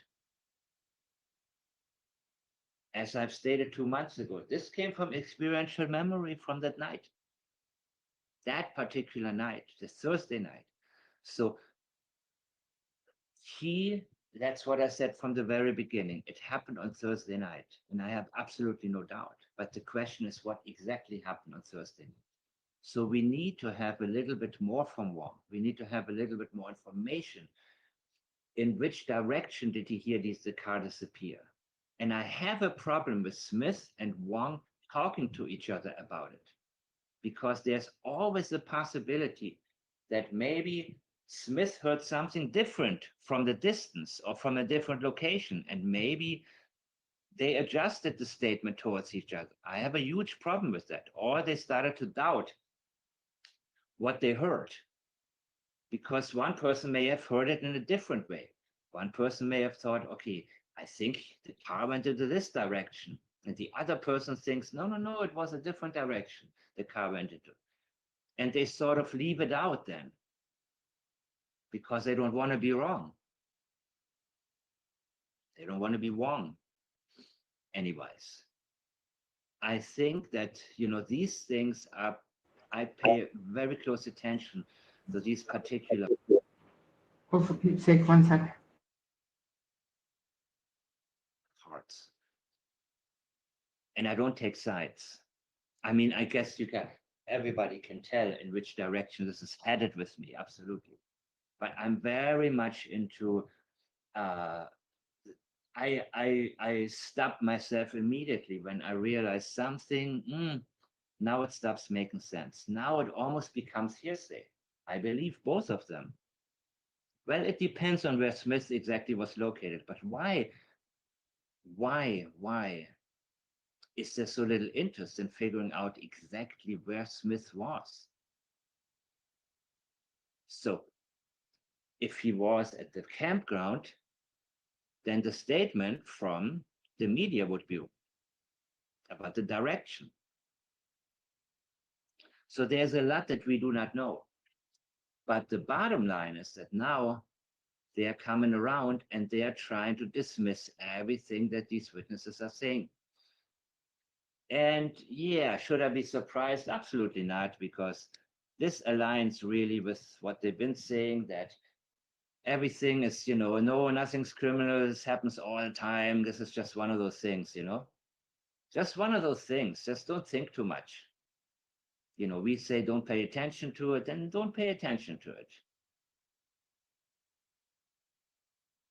They aren't able to substantiate reports. Well, where were the cameras? And we're talking about a very short distance here from Lansdowne to the cabins. I don't believe there are cameras on that way. I don't believe so. I mean, there's a house right there, right? On Lansdowne and Gaylock. Maybe they have cameras, but maybe they don't. I don't think that Daniel's family has any cameras anywhere. Maybe in that area, they just don't give a crap. Maybe they don't worry about it. Oh, Does boy. anybody? It's a very exciting day here. We have heat and possibly hot water. Yay, it's good. It's good. So I'm sorry I've missed so many of your comments. I really enjoyed Mike's live stream today. So I was gonna watch some of it anyways, but I wasn't supposed to have any distractions today, but of course that just doesn't how it ever goes for me. So what are we talking about? What do you guys want to talk about? Are we talking about this, or are you guys on a different? Oh, I see Kent left. The dog search in first days means even less based on what is being reported on those early searches and what the dogs had. So Travis, I'm curious if you are still on board with the kids wandering into the woods. Daniel has still not answered what he meant by the party not being the night before. Yeah. 10 Oosterland. It may very well be that the kids wandered off or Malaya had someone take them. How can she call her mother when she was in and out of sleep? Also, why would Cindy say the kids looked fine on video? So you think it's possible that they're out there hidden and people are just not willing to say so?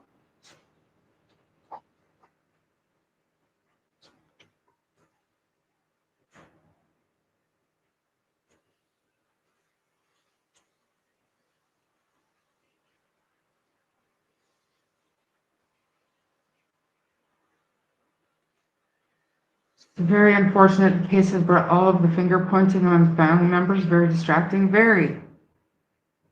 Very. How cold is it here already? Today we got up to 12 degrees Celsius. It's a beautiful day. But, yeah, I heard Nova Scotia is much warmer still. We're good, so I'm at the end right on. So I'm just gonna go up a little tiny bit. And I also live in the middle of nowhere, Johnny. Malaya did state she up to take Meadow in bed and turn on TV. It's also known she spoke to her mom every day, sometimes several. It's not totally out of routine.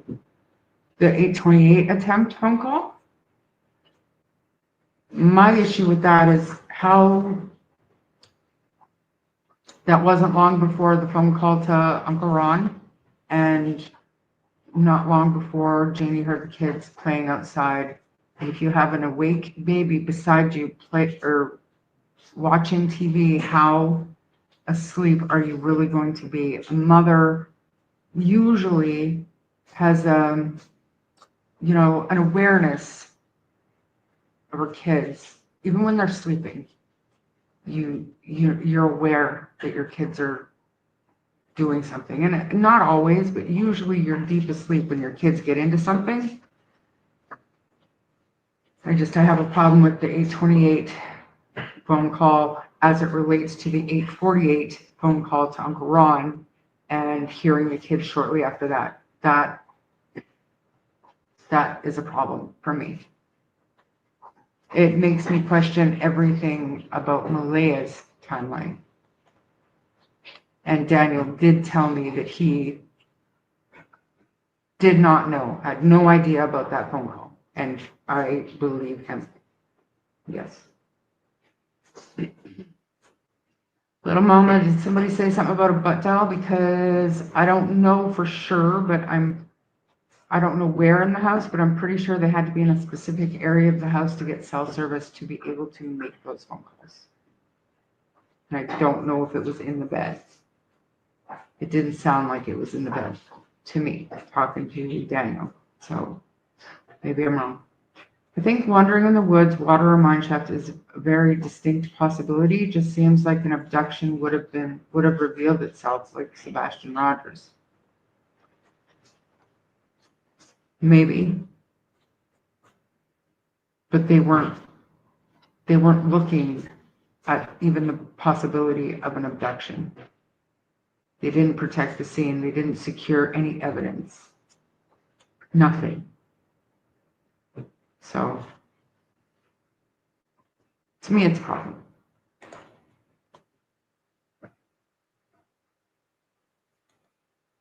Wasn't Meadows' crib in their room? Correct. It was. Makes you wonder why she left Cindy's. What did I hear about that? Oh man, I can't remember.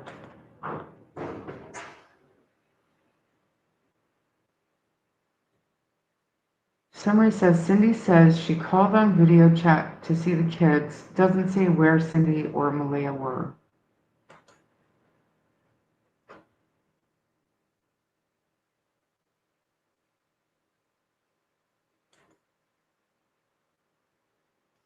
That's why I said not totally. RCMP would know though if it's out of routine for those calls to take place in the morning around 9. Yeah, I hear you.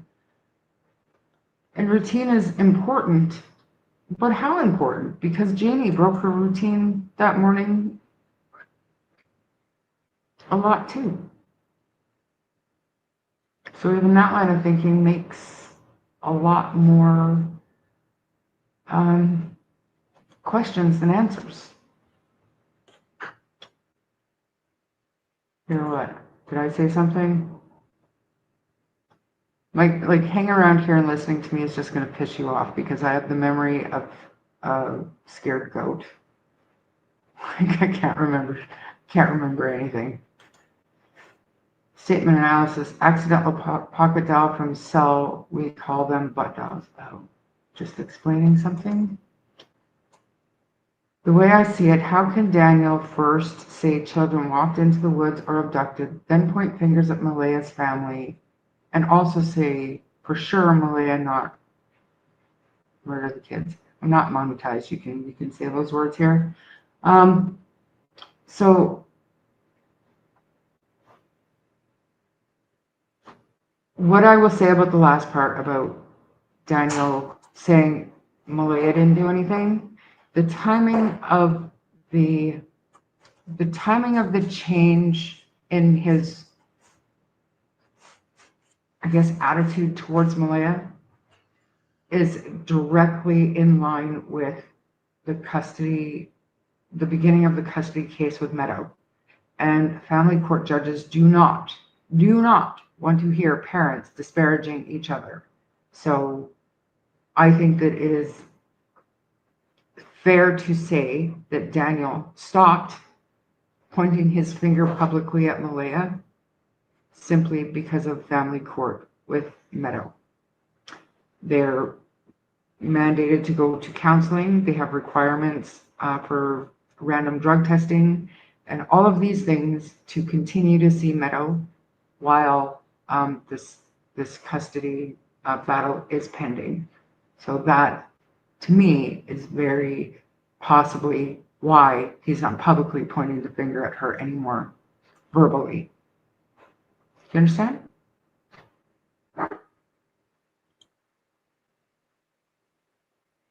And I want to say in my opinion, but I mean, it's pretty, when I don't say in my opinion, it's because I find it so obvious, right?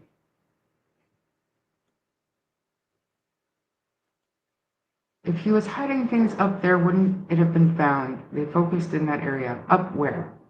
They didn't. That's outside the search area.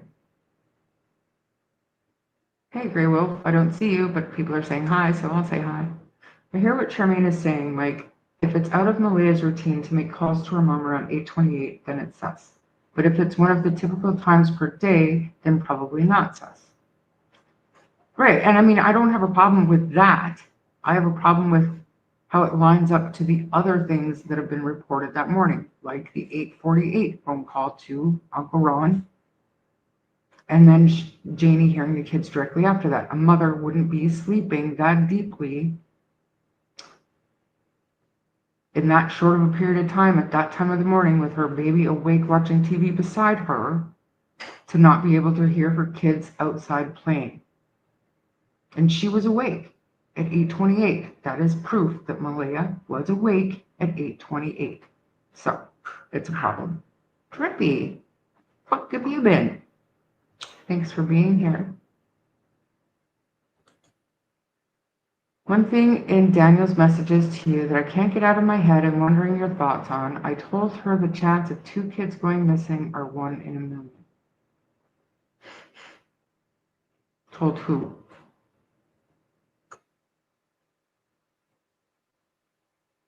I don't think, no, Daniel didn't say that to me, Seawood.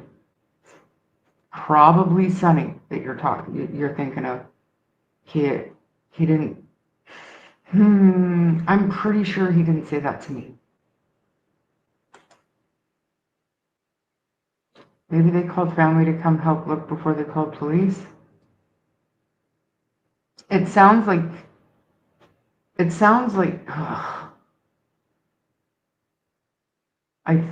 oh man, I don't even know. I don't think so. I think that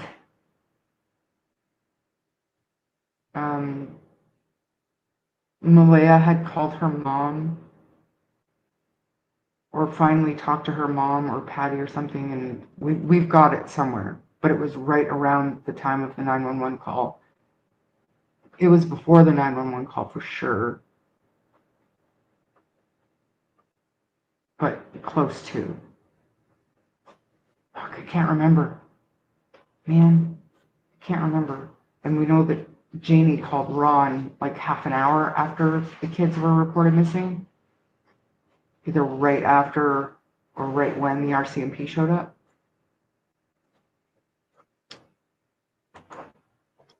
Cindy is a nurse at 8:28. She's probably at work. I believe that there was a reason Cindy missed all the calls that morning, and it was actually Patty that finally got a hold of her to let her know that the kids were missing, and she didn't show up until like a long time after the RCMP showed up, not what Daniel said, that she got there like 15 minutes after the RCMP arrived. So.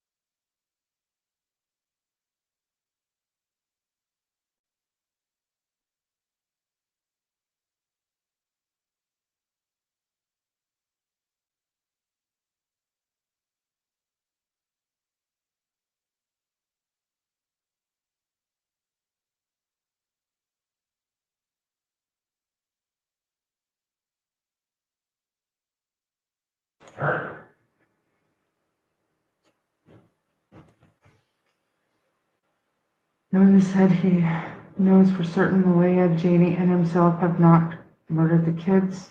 He seems very confident, just like the Woods. Tells me he or they know who did, in your opinion.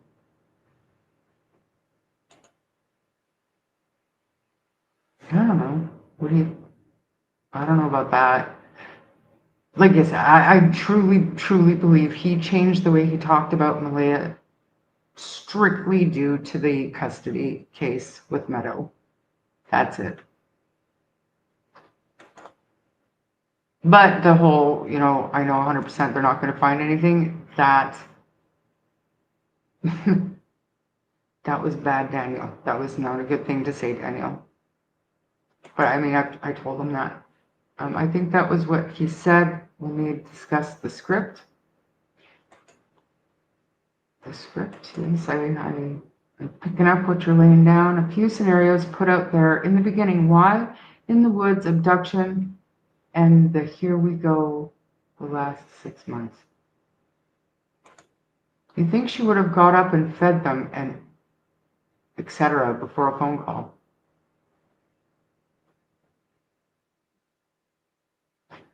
That's the problem. That's the problem. That is the problem. Because she was awake. Now we know that she was awake. We know she was awake at 6:17 and 6:18, marking the kids out absent from school. We know that.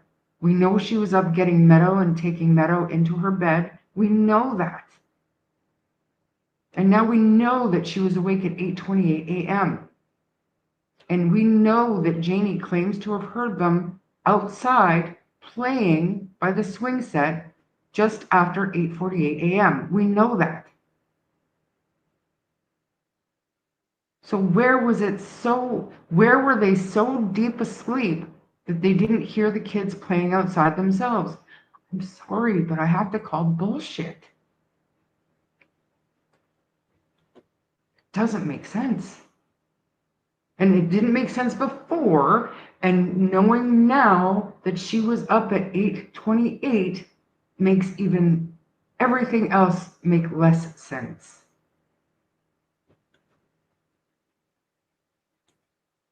Weird, I'm able to chat, but phone just going in circles, online searching. Bad service. Original script, Daniel, Malaya, and Janie, and then the updated later script, Durwood, Daniel, and Janie. It peeves me off to know she was up and making a call, but ignored the needs of her children. So wrong. And maybe it was normal for the kids to maybe grab a snack or something in the morning, and she felt like she didn't need to worry about them. But the whole point is those of us who are moms and can relate to going and grabbing your 18, 16-month-old baby and putting her in bed with you and turning the TV on to Sesame Street or whatever to keep the baby occupied so you can relax. You're not going to fully go to sleep again, so you can relax. I can relate to that. It's been a long time, but I can relate to that. But then you make a phone call and just give her the benefit of the doubt that the phone call could have been made from the bed, okay?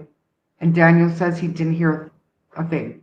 Doesn't have a clue that that even happened, but just benefit of the doubt, happened. But she still has awake Meadow in bed with her watching TV. Her mom didn't answer the phone. So that phone call was made at 8:28. So even say by 8:30, maybe she stopped scrolling on her phone, because you know as well as I do, that's what you do. You're on your phone, you're either scrolling or you're calling or texting. Put the phone down, say 8:30, benefit of the doubt, maximum 25 minutes between then and the time that Janie heard them outside. And you're telling me Malaya didn't hear the kids go out the glass sliding door? You're telling me Malaya didn't hear the kids herself playing outside? Lily grabbing her backpack, or the kids getting their boots on? None of that. We didn't hear any of that as their mother, who was just awake with an awake baby beside you in bed. It didn't happen. And I don't want to be that person, but it didn't fucking happen.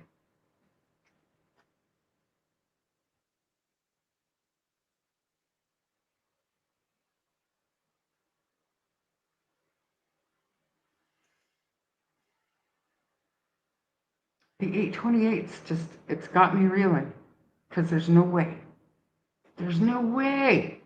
that she was dead asleep to not be able to hear her children under all of those circumstances that I just listed.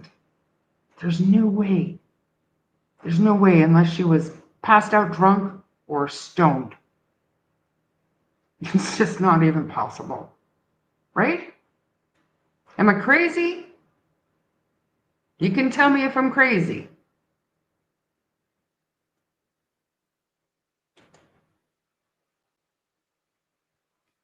Of course they heard them playing, especially when Lily says, hey, Jackie. That's all she ever heard. So according to the statements they have made, Janie was the last to hear them. Right. A mere 20 minutes after we know Malaya was awake calling her mother. But Malaya didn't hear them get their boots on, grab the backpack, go outside, play in the yard, play on the swings. Didn't hear a friggin' thing.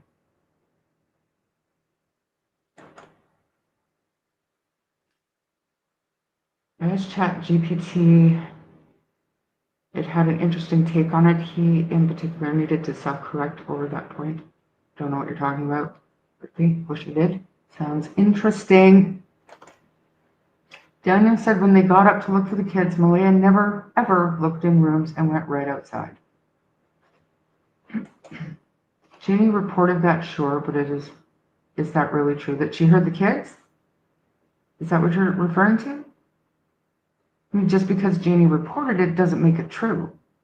But my point is, should be able to have corroboration at that point. If Malaya was awake at 8:28 and Meadow was awake beside her, watching TV, as babies do. Anybody out there ever have a baby, 18, 16-month-old baby, sit quietly and watch Sesame Street and allow you to sleep in the morning? Or do your babies crawl all over you and play with your hair and, drink their bottle and throw shit, and you know what I mean? Like, they're babies. They're happy in the morning. They always want attention in the morning. It's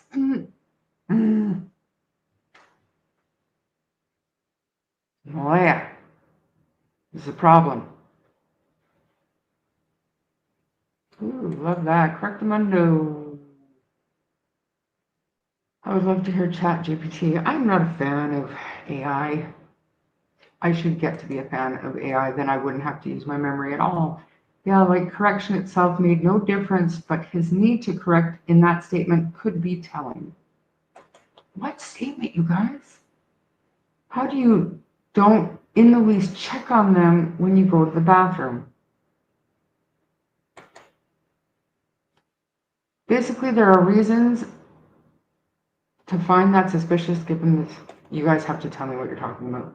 And Jack was wearing pull-ups, so she would have just let him sit in his pull-up for hours and hours. I don't believe it. I don't believe it. Wouldn't Meadow also need a bottle and be changed? And if she hadn't gotten a bottle and wasn't changed at that point, she'd be pretty grumpy for a toddler, no? I know even my grandbabies, first thing in the morning, and they wake up at 7, 8 o'clock, they are raring to go. They want to play. They want their breakfast. They want their sippy cup. And right now I'm strictly talking about Layla, and she is 17 months old. There's no sitting Layla down on the bed and going back to sleep while she quietly watches her show. It's not going to happen. She's a friggin' toddler. So, it would take too many people to hide the kids. Who's going to risk going to jail for that? And if we were still talking about this at the very beginning, like if this was the very beginning still, and all of this came out like week 2, I would be willing to say maybe they are out there somewhere. Maybe somebody is hiding them on Daniel for the dumbest reason ever, because he has no legal right to them. But we are 6 months in, you guys. Nobody is going to put their own freedom on the line to hide kids for no reason. No reason at this point.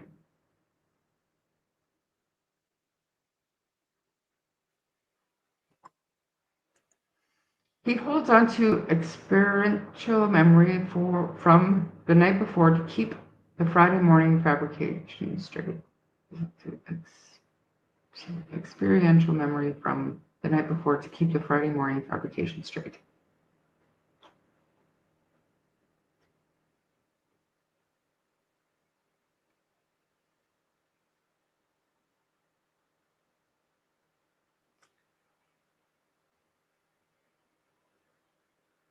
I want to have a, did anybody ever watch Tom Webster with the Delphi days or Cindy Beavers? Missy Beaver, sorry. He had this thing about spreadsheets, and he would have pros and cons and statements and everything just lined up. And I started to do that with Daniel and Janie at the beginning, and I wish that I kept up with it, because it's so hard to remember everything that he said and compare it and just watch the evolution of his stories, right? And the whole purpose of my channel was to be able to point these things out to him and show them how they could be innocently explained easily. And we're not going to attack. And the same could be said for Malaya. But for this one thing, I cannot see an easy explanation for awake at 8:28 to call your mother, have your awake baby in bed with you, and not hear your kids get their boots on and go out that glass sliding door and play in the backyard before Janie heard them in the backyard, right before they disappeared.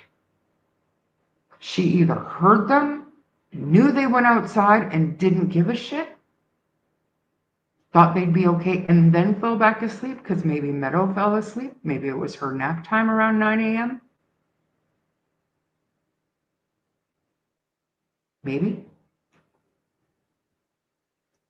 But even still, everything she said now, I am skeptical. You are not crazy, at least not yet. It's coming though, I can feel it. If you know what you said was true, why feel the need to restate what was said and then say the same thing? Super anxious and feeling the pressure, in your opinion. You're crazy, but in a way we like. Thank you. PICTOU. Bam. We crazy because we all think the same. Or maybe that means we're rational. We're the rational ones here. I can't believe people aren't making a bigger deal out of the 8:28 a.m. thing, because that whole half an hour, 8:28 now to 9 a.m., that calls that whole time frame, that whole story, throws it out the window. Straight out the window.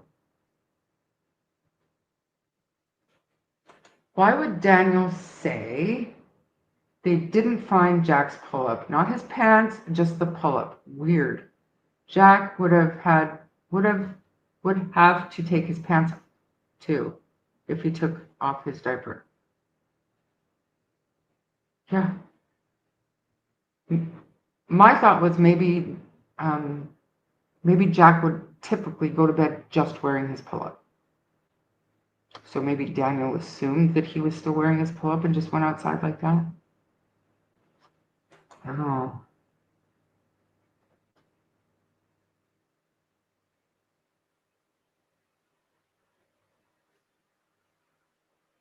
No, I don't see the kids letting them sleep either.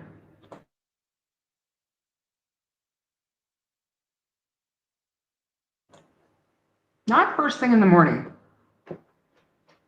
There's just no way. I had 2 toddlers and it was always go, go, go. Right. And if you were lucky enough to be able to even get into the routine of having your children or your 16-month-old baby sit in bed with you while they watch TV in the morning, they have their bottle, they're still pulling your hair, they're still throwing shit, they're still crawling all over you. You are not going back to sleep. You're just not. AI is a water-sucking menace? Absolutely. I have 4 kids. They would let me sleep in. They would in and out of room. But at 16 months of age, really. Active twins. The pull-ups are highly sensitive, though. Yes, I think everything about Jack is highly sensitive. Yeah. No, I learned that they only have 1 bathroom in that trailer. Oh, any of the kids, we did not kill any of the kids, that statement. I'm not monetized, you guys. You can say those words, I don't care. Isn't that why coffee is mom's best friend? Mm-hmm. We did not kill any of the kids. We did not kill the kids. Why did DM feel the need? And yeah, that was an odd one. I will agree. It's so sad 2 precious lives won't get to do all the things they should have been able to do. It is. It's tragic. And what's even more tragic, not how preventable this was, because CPS was involved. You kids, the parents should have been hypervigilant with these kids if they were truly autistic or possible autistic. Or if Janie had stuck to routine and let Malaya know that the kids were outside, which now I believe she already knew that they were outside, if that's what happened. But it is. He said Jack wouldn't keep a pull-up on that long. Who changed it? Nobody. Where did he leave it? Unless he never had one on. If something happened the night before, just saying. And I don't want to go there on this channel. That phrase bothers me so much. As soon as he did it, I was like, what the fuck? Yeah, that whole thing. We didn't kill any of the kids. It was odd, but if you take into account the way he speaks, it's not that odd. Although it did stand out to me too. Do you think Daniel may have done something in the night without Malaya's awareness? I feel like she's complicit in some way, but maybe in negligence. I honestly don't think that at this point, either one of them is covering for, it's like they're both either involved or the other has no clue. You know? I used to think that Malaya really had no idea, but I don't think that she would be covering for him still over something like neglect. And you have to believe and trust that the RCMP have already broached that with them, or if they had suspicions of one talking about some kind of a deal with the other. I mean, we'll never know, but I think Daniel and Jamie thought the whole story would unfold around 7 hours when the kids would go to school. They didn't know Malaya called them in sick. Possibly. Hey, Robin, good to see you. Thank you for being here. Should breastfeed Meadow? I don't know. I don't know. Is it normal to breastfeed at 16, 17 months? I don't know. Remember how lethargic Meadow looked in those early pictures? Yes, absolutely. Totally different looking baby now. Very happy for her. She's obviously placed with a very caring and responsible foster home.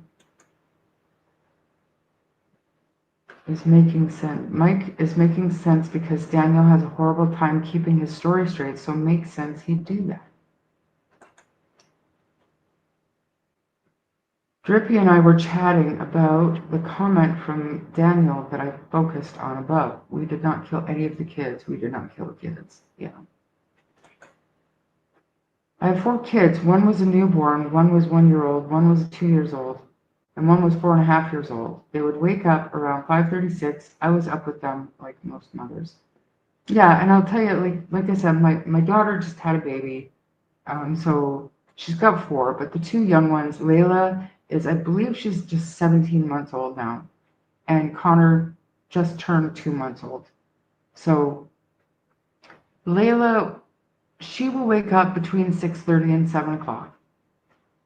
But the first thing she wants is her diaper changed. And the next thing she wants is her sippy cup with her morning milk. And yeah, she wants her show on, but she might sit on the couch for 2 minutes before she's trying to get down. She goes over, she wants her toys. And even when my kids were young, I would take them to bed with me. And I would try to get a little bit more rest when I was 19, 20. And they would be jumping all over me. They'd be pulling my hair. There was no going back to sleep with a 16, 17-month-old baby with you. No. No. And honestly, Nova, I don't care how lethargic she is. She's still a 16-month-old baby. Energy. Happy to be awake. Happy to see her mummy. You know how they get so happy in the morning to see their parent? It gets them out of that crib. It's just, it didn't happen. Sorry. It just didn't happen. You don't think anybody heard them, to be honest? Is it possible Jack and Lily were left to fend for themselves? Very possible, but still doesn't prove anything. But in my opinion, Daniel and Malaya know. Anything's possible, but why is the truth so friggin' elusive in this case? These are 2 missing kids. It shouldn't be this hard to know what went on that day. If they innocently wandered into the woods, why all the discrepancies in the timeline from the parents?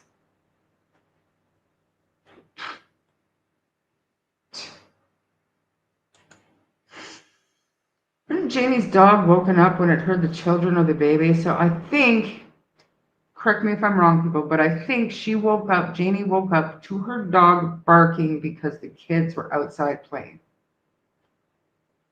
Sometime after the phone call with Uncle Ron at 8:48 a.m. To me, that sounds like a very quick call while Daniel was doing whatever to call her mom to come and get her. Which one? Because if you're talking about 8:28, it was an unanswered call. What if they were high the night before, passed out, they woke up later knowing the kids were gone, scared to call the police because they were high, paranoid, wait until morning? Yeah, you know, that happens more times than it should. I mean, it should never happen, but you know what I mean. We're the rationale here, the rest are cray-cray. I agree. Postpartum depression, maybe he told her the kids are fine and he did everything for them so she could rest. Maybe. But I think that Daniel would have had that out in the public realm. If that happened in the morning, he would have said that. And alternatively, at this point, Malaya would be saying that Daniel told me the kids were fine. Daniel told me he fed them and they were just playing. It's fine. I think that that would have come out if that was true. First story was he only had, yeah, exactly. Him wearing pull-ups was a sensitive issue that irritated Daniel.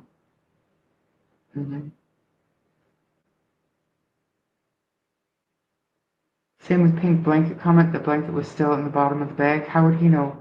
Daniel has admitted to me, not admitted to me, but told me that the blanket was, the piece of blanket was indeed on the railing outside. And the bigger chunk of that blanket was in the garbage bag. Not sure how the rip in the bag comes into play. Jack likely took them off when no one would change them. Probably. You would think. Makes sense to me. Janie and Daniel both have a lot happening in a very short period of time. I'm skeptical of the time frames there. Chelsea, it breaks my heart that your nephew and niece went through. My daughter would poke my eyelids, right? Had all that too. There's no sleeping with a toddler in your bed. There's not unless the toddler might be sick or something, medicated. I don't even want to go down that potential rabbit hole. But there's no sleeping when your toddler is in bed with you. Daniel reveals that he wants us to blame the victims. Absolutely does. For the black eyes, for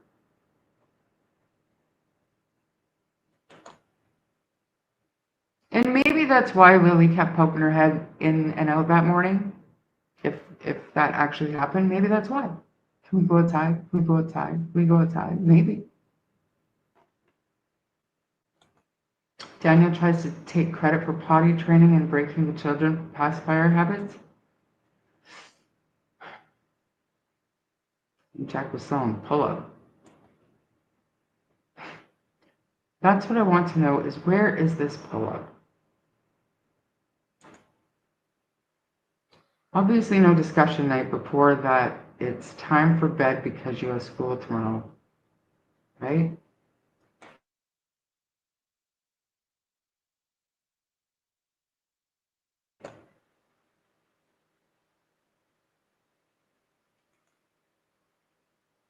Police should have office in schools. They did in Ontario. They do in a lot of schools out west too. They're called resource officers. They're still police, but they're resource officers. They're assigned to school, high schools especially.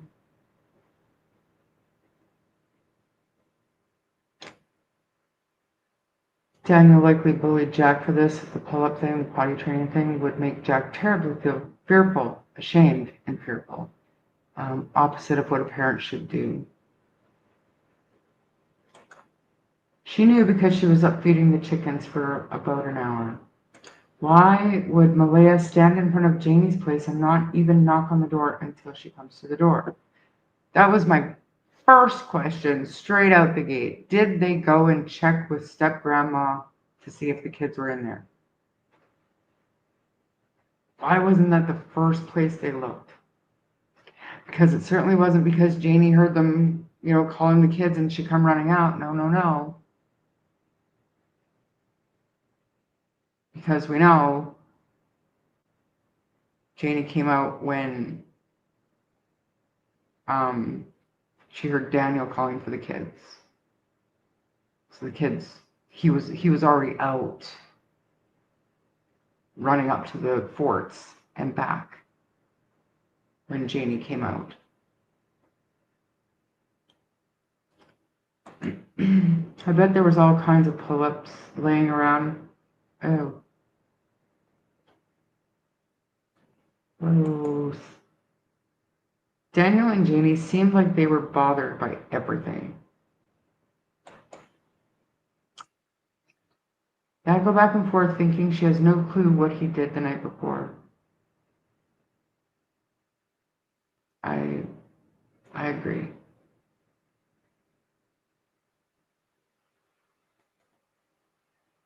You probably have neglect. Mom, them? I don't know. That's why it's going too hard to get baby back to me. Well, thank you. I mean, it's a long one, Jackie. You don't have to go back to the beginning. I haven't covered. Well, we read through a couple of articles. One was a joke, but the other one was okay. We watched the CTV interview with Belinda. We were gonna do some map time, but I want somebody local to come up and explain it to me. Show me what I'm looking at. Unless Daniel has something on her and threatened her, I mean, has made statements to the effect of he could reveal things about people in a threatening way, and I think it was to him. I think you're right. I think you're right, Drew. Kids don't close sliding doors, yet that morning they did. Janie not going to town with her brother, yet on Fridays she usually went. Janie not messaging Malaya in the morning, yet she always did before. Exactly. Why that day? Why are we so out of routine that day? Meadow looked gaunt in the first. Oh, she looks beautiful now, and yeah. Maybe M hurt the children. D removed them as panicking over losing these kids and baby.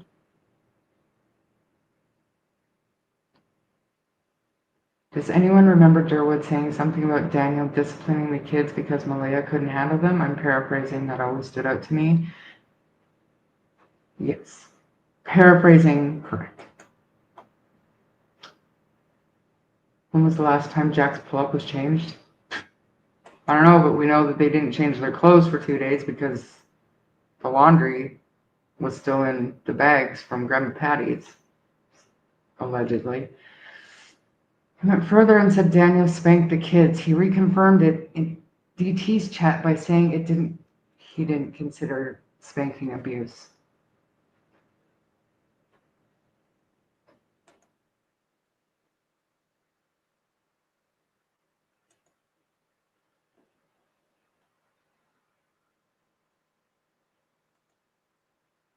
In my opinion, Jack and Lily looked underweight and lacking sunshine. Their younger pictures, they always have rosy cheeks, well-dressed, well-groomed.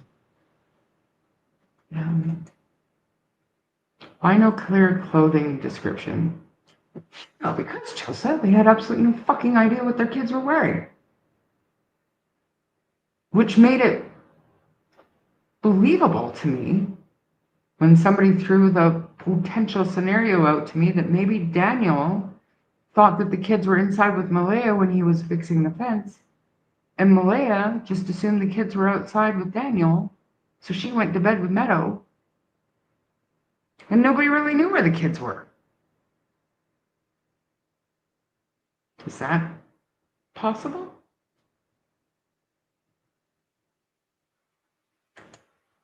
Unfortunately, it is because they are all lying, in your opinion. I just did it again. I was going so well, not hitting that button to take me to the end of chat, but I just didn't. So I apologize to anybody that I'm missing. Hi, Cheryl and Squid Omelet. I've been listening in, but away from my computer. What local questions do you have on your mind? No, I want somebody to be up here with me while we go through map time. Okay. Okay, Squid. Oh, I hate when I do that.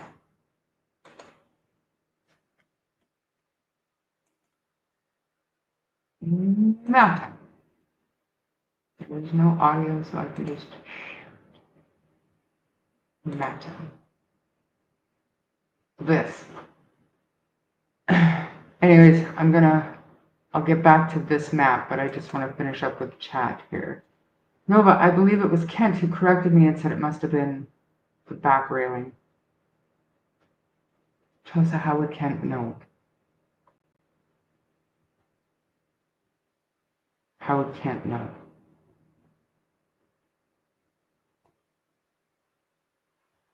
Belinda could take a wild guess at it and probably be more accurate than Kent because Belinda has actually been there.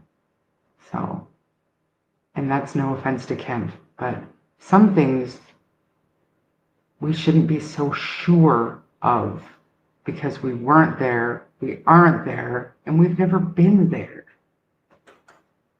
So, hi.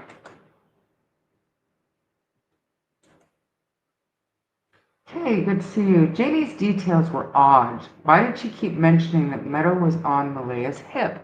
I feel like that scene never happened. I could be wrong.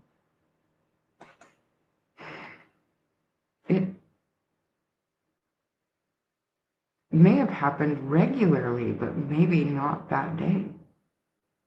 Maybe.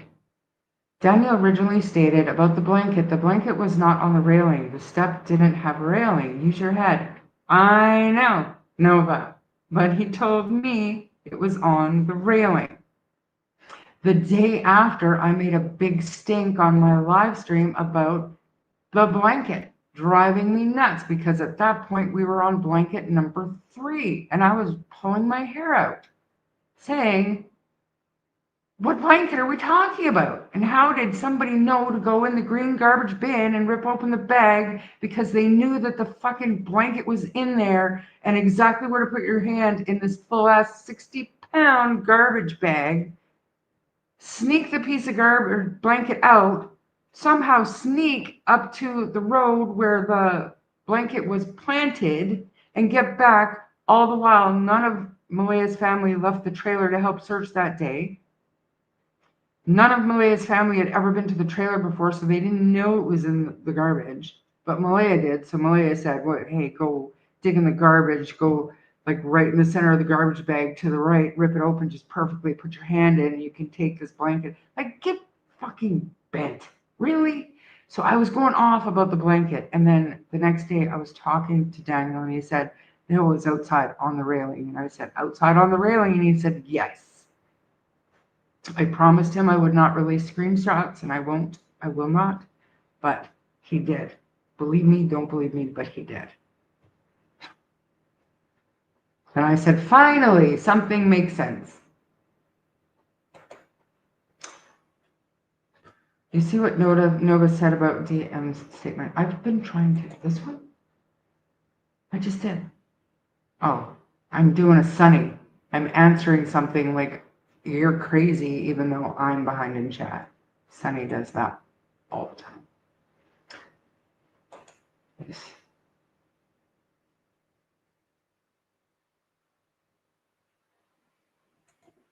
Are you talking about Durwood? Sherwood? I know you said something earlier, but I didn't read it. But anyways, mentioned corporal punishment and that MDM disagreed. So you think Malaya had a problem with the corporal punishment? Is that what you're saying? Or she disagreed with Durwood that there was corporal punishment? Because she told Sunny that he would sometimes pick on Jack, or he would pick on Jack and sometimes Lily. But at the beginning of that conversation with Sunny, she said that Daniel would never hurt children. So, okay, good. I thought it was code for something. I knew who you were talking about, but I didn't know if you were purposely not saying his name. I believe it was Kent who corrected me and said it must have been back. Did I go backwards? You're in the wrong place. If you're looking for organized thoughts on the newest. Did you see my thumbnail? The guy pointing at the map and stressed out having a cigarette? That's me.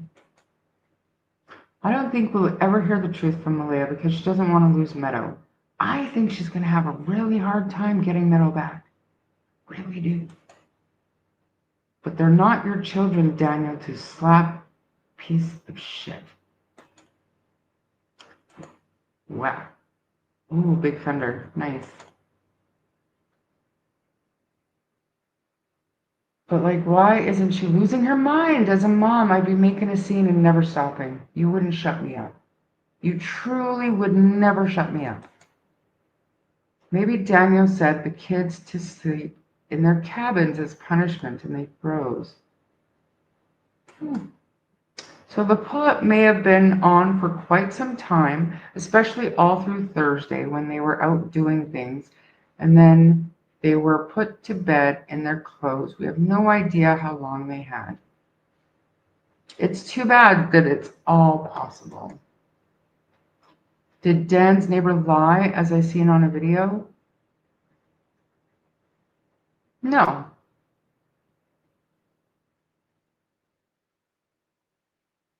How can we say that, guys? Just because the RCMP have not been able to corroborate it through video, we have no idea what video is available. We know that there's not a lot available in that area.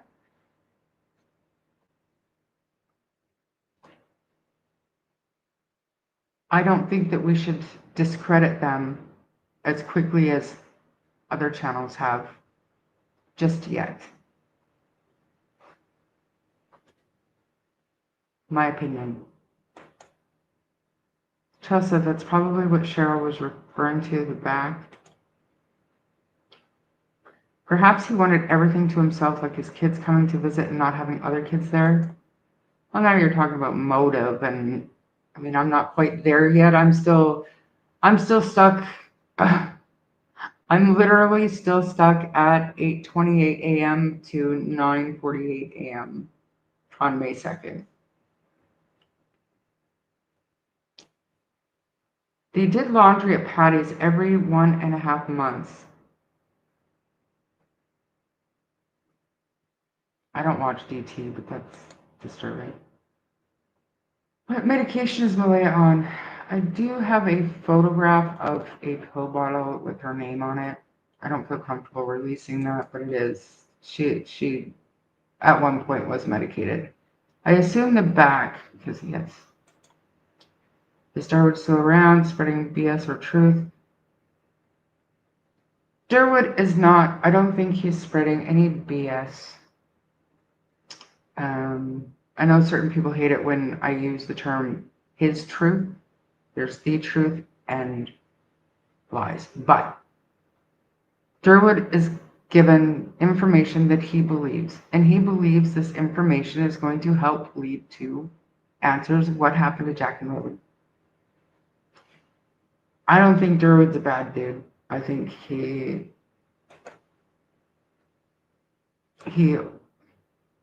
leave it at that. I don't think he's malicious or meant to do any harm. But sometimes we don't know what the consequences of our actions are going to be until it's too late. Maybe there was chaos between her and his kids the week before she wanted to leave. They may have threatened her. Been there. They're small children, though.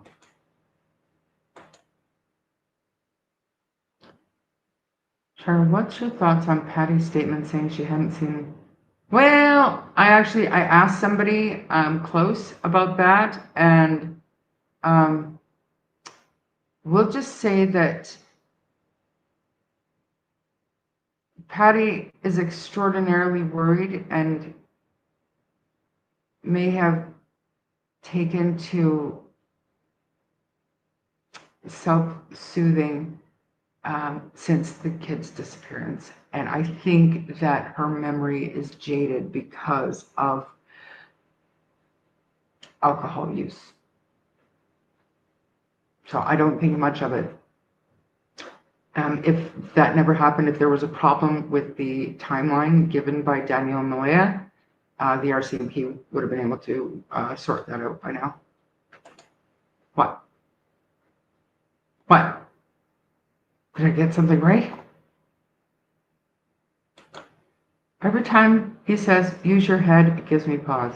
Who is that, Daniel or Kent? Because Kent says that all the time.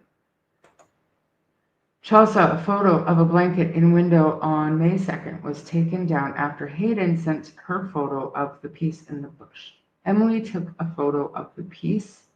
Time and RCMP statements they gave 3:24 p.m. May 2nd.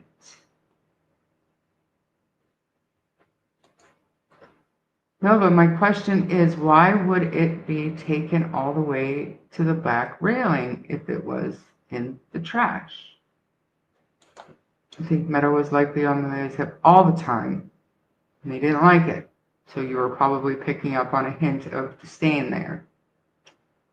Fair.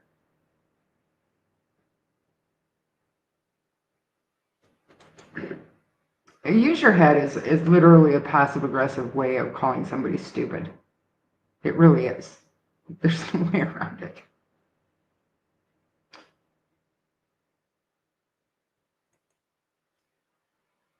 Was it taken from the trash and put on the railing? He did not specify, but he did say that it was. I mean, I'll message you after. I have no problem doing that. For family.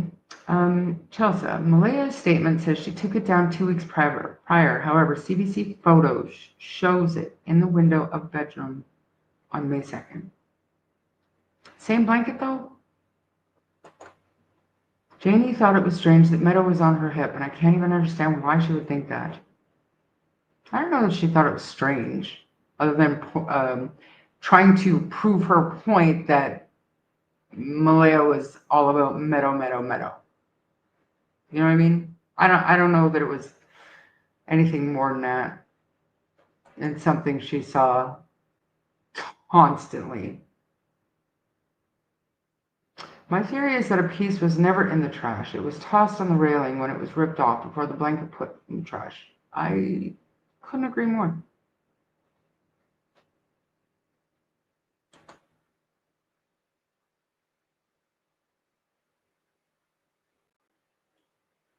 Drippy, so wouldn't that mean there is 3 pieces of the same blanket? Why would anyone try contacting Daniel or Malaya? Is that a real question?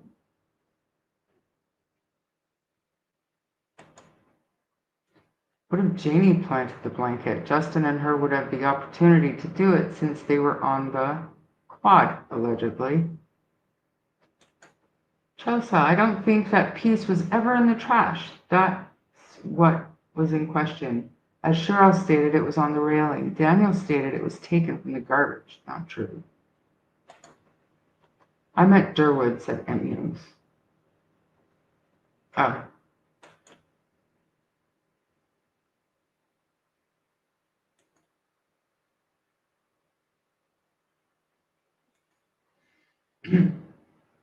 That is a little bit convoluted. No, it was the bus driver that said Jack was known to throw a boot from time to time on the school bus.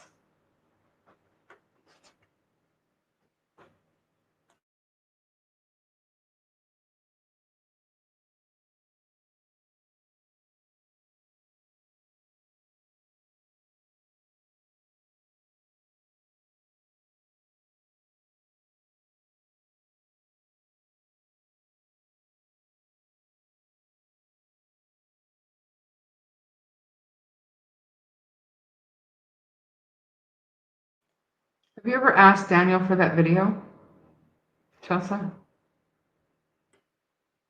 mean, just wondering. Like I know that Daniel has said that he is receptive to answering questions from family. So maybe possibly reaching out to him might be easy for you.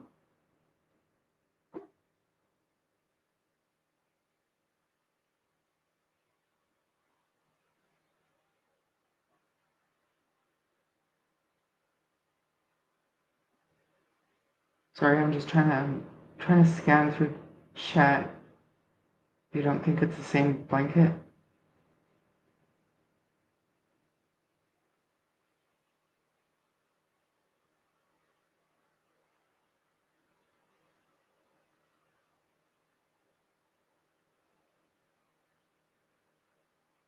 Thanks, Bernstein.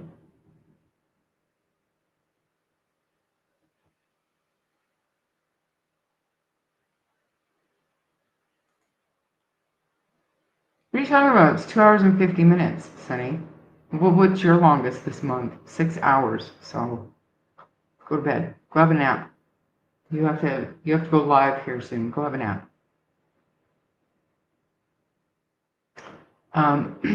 I'm gonna leave Sunny here to entertain you for a minute. I have to go shout at my dog to get in the house. He's outside barking at nothing.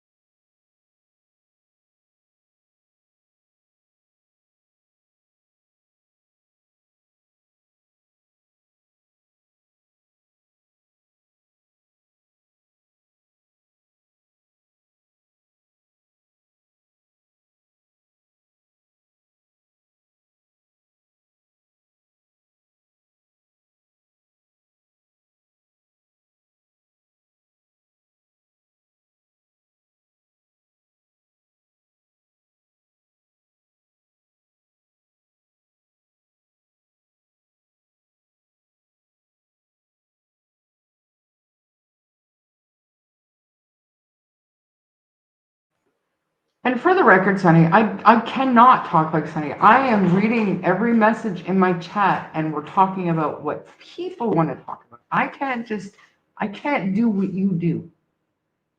I can't do what you do.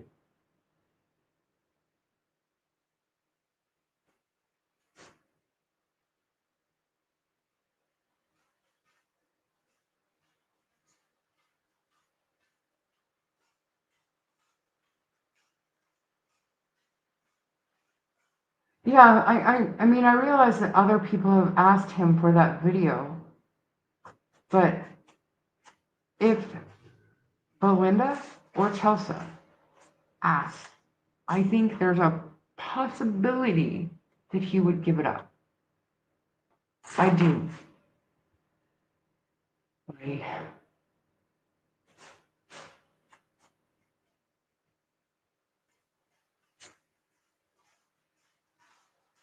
Got the impression that both Daniel and Jamie, possibly others in that family, i.e. Earl, complaining not invited to Jack's birthday party, resented Malia for holding on to Meadow 24/7. It's possible.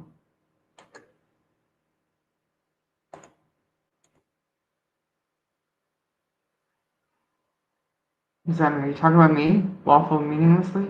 Am I waffling? Did Janie get up and drive around after she saw Daniel turn the lights off at midnight? LOL. Janie's got a rake and tells lies to Belinda. She is suspect to me. I don't understand what the problem is between Janie and Belinda.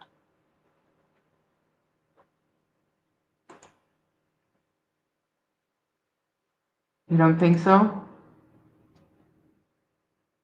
I don't know.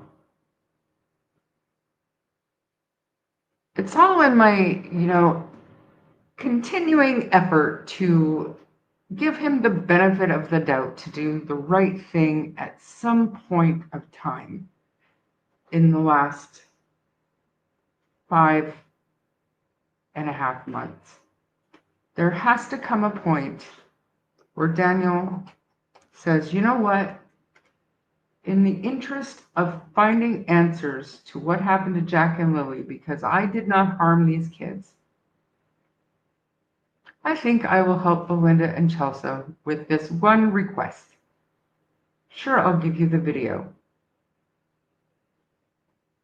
I'm holding out hope that he will see it as just a simple way to help find answers. I'm still wondering why Janie... That was bizarre. Hey, everybody, Sky Painter's in the room. If anybody's wondering, Sky Painter got that bench delivered from the west coast of Canada to the east coast of Canada. That's the superstar that had that done. Told you every single time.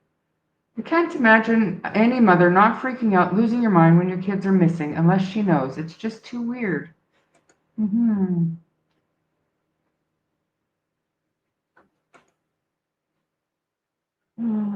not me. Good, thank you. I didn't think I was waffling. I'm trying to keep the lines of communication open. I think she says I'm unique. Who? Me? Oh, you guys, whatever.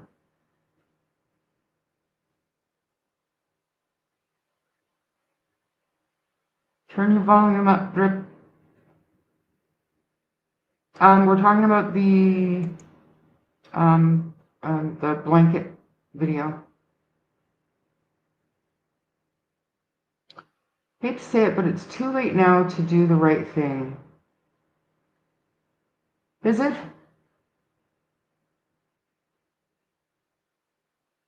Is it too late? Explore. I don't think it's ever too late to do the right thing. If they have information or answers, or there's anything that they could do to help find the kids that doesn't include stirring up drama and bullshit, I don't think it's too late.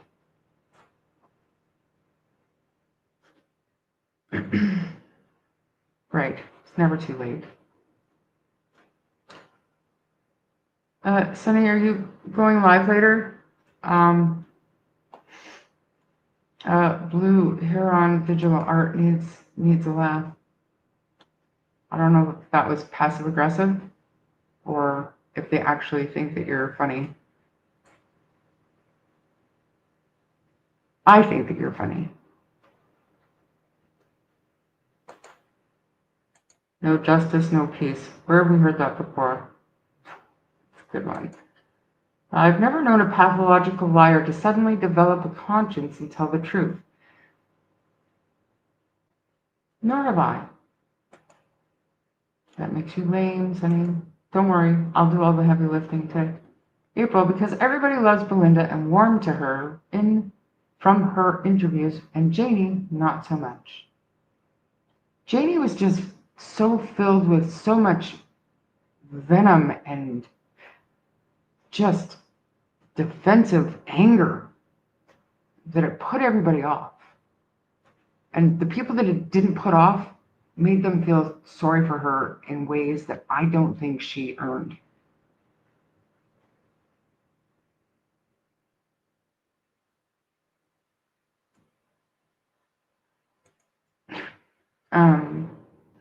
As a grandmother, it's hilarious the thought of little Jack throwing a boot on the bus. We can laugh at their bad behavior when we were grandmas. We used to just love them.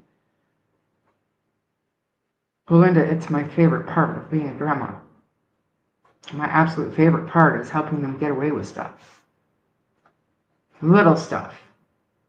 Like not eating all their supper and helping them dump it away so they can still have their dessert. That's my job. And the fact that anybody can say, well, I didn't take pictures of them because they were here every day. What? That's not the purpose of pictures. As a parent, if something happened on my watch, I would give up everything for the truth to come out and my babies to come home. Absolutely everything. Why wouldn't you? Hey, Wolfie. Kids are cool. Most. It's too late to change my mind about the RCMP. I'm disappointed with how they handled this case. How can you argue when you come to the realization that that scene, that trailer, that property was not protected or contained in any way, shape, or form? Oh, look, Sonny's behind. I love when that happens. My grandson flip out on floor when doesn't get his way at 4 years old. No. Paul Palango makes more sense daily for me. I'll have to Google that because I don't know who that is. I'm very sheltered.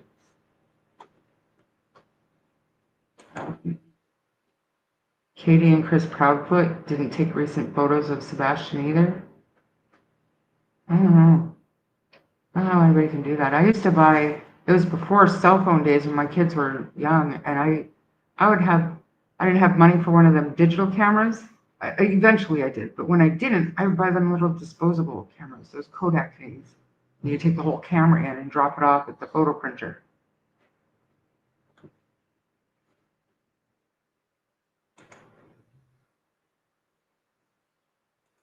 And Sonny, there's nothing passive aggressive about you. Nothing. You are either passive or aggressive and funny. All three.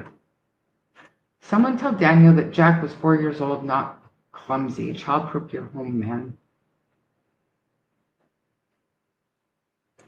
Oh, okay.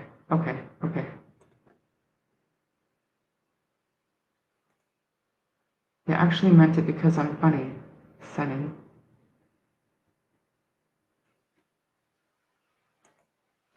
I'm 4 minutes behind. It's never too late to do the right thing ever. If they admitted to lying or misdirecting the RCMP in any way, that could be met with criminal charges like Lilani Simon. Yeah, but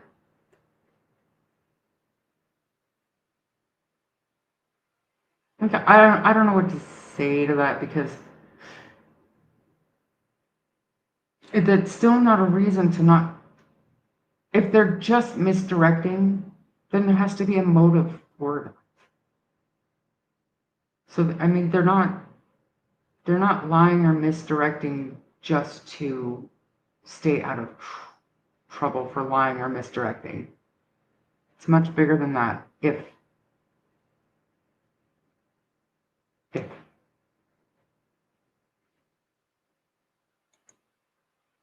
love to spoil grandson, can't see how anyone could do what Daniel was doing, slapping, hitting kids. Wow, that's awful. And I mean, if we're being fair, we don't have evidence that that was happening. Maybe it was. I did that for 5 years. Being funny carries the message. At times, if there's a message, fair. If there's a lien to stay out of arrest, they are so sick. If they did nothing wrong, they would tell the truth. They would be helping locate the kids without all the, and I asked Daniel yesterday about that friggin' key fob. Just tell me what it's for. Tell me what it's for. Let's put this to rest. What is the key fob for? Crickets. Maybe they are trapped in their lies and are frozen in fear as to what to do next. Maybe, but that has to circle around at some point back to the beginning. Why did we start lying?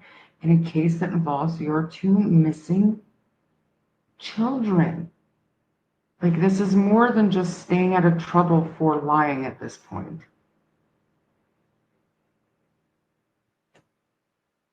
Why aren't Daniel and Malaya being charged with neglect and or abuse at the very least? I don't know for sure, but I would think, this is just my own opinion, but I think that they would have to have some kind of evidence or proof of an ongoing neglect issue, which they could have. However, for the longest time, I thought that the RCMP was monitoring online, and they wanted to find Jack and Lily, and they thought for sure by monitoring online and allowing them to be out and talking and doing everything that they've been doing, that eventually evidence would come up and they'd be able to find Jack and Lily, or at least have some more answers. I really believed that for a long time. I don't believe that anymore because it just doesn't seem like they're at that place in the investigation. But if that was the case, then it would be futile to put them behind bars because it's easier to get a a slip up or something if you're not behind bars, if you're free to talk, if you think you're in the clear. I don't know that I believe that anymore, but I did for a long time. I used to eat off my grandchildren's plate so their parents would let them have dessert too. My son kind of caught me. Like my daughter knows I do it. Like I don't really even hide it. Like I'll just pick up their plate and scrape their food onto my plate and then give it to the dog. But, and I explained to my daughter that these are the memories that I've earned as a grandma to give to these kids, right? And it doesn't happen often. I live far enough away. It's not like it's a daily thing, but they know when Grandma S comes, you can get away with murder.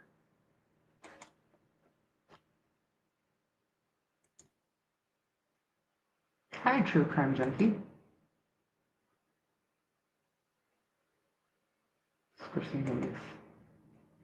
The actions alone don't match. He gets trying people making excuses for these actions.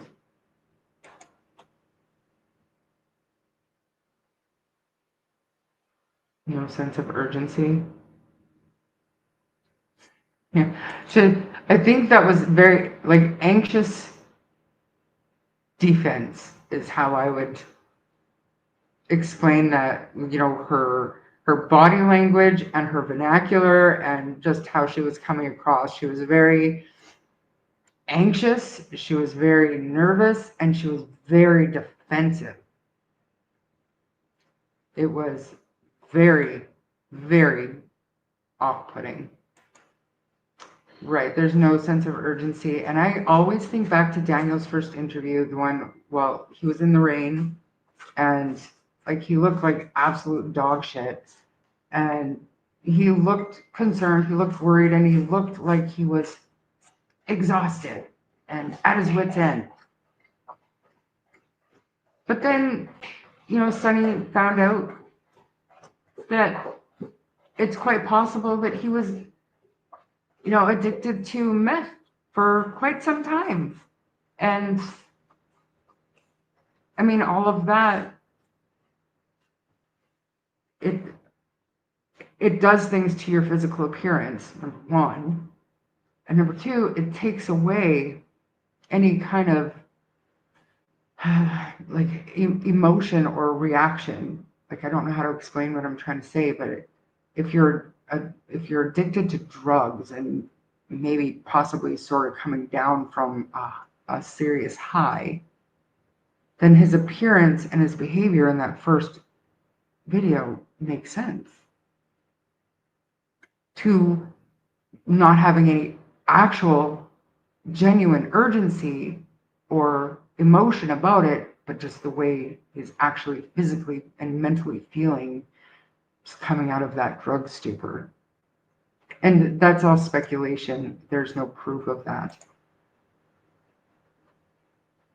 Right. Anytime your kids are missing, and when I first started the channel, one of the first things that I did was I played a voice clip of Holly Jones's mother, just so that we didn't even have to see this woman. You just hear it in her voice.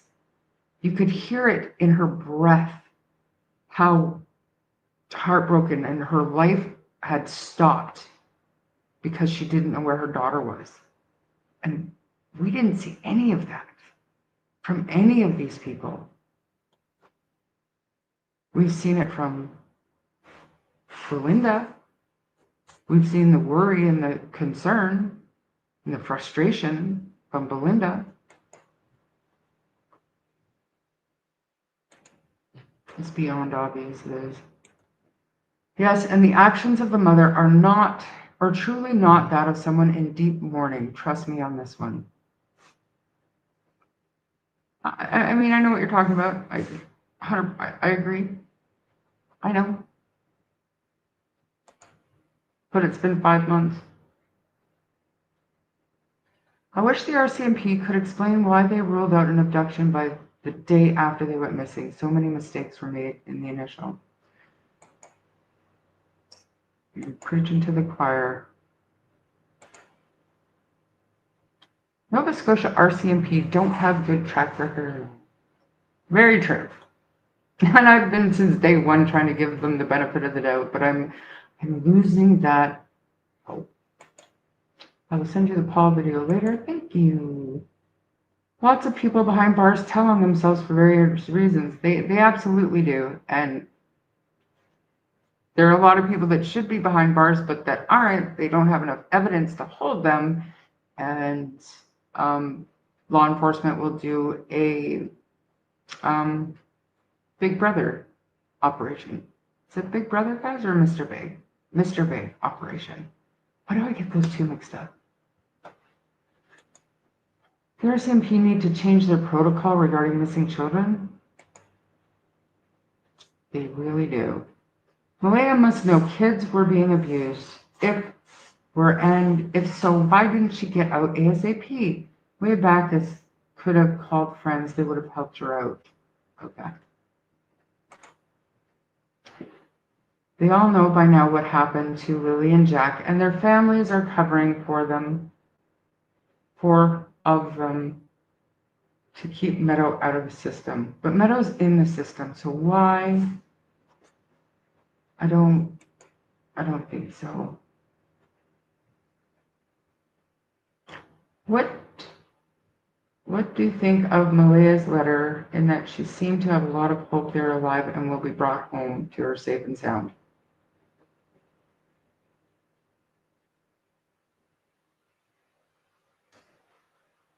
I think it's easy to sit down and write something.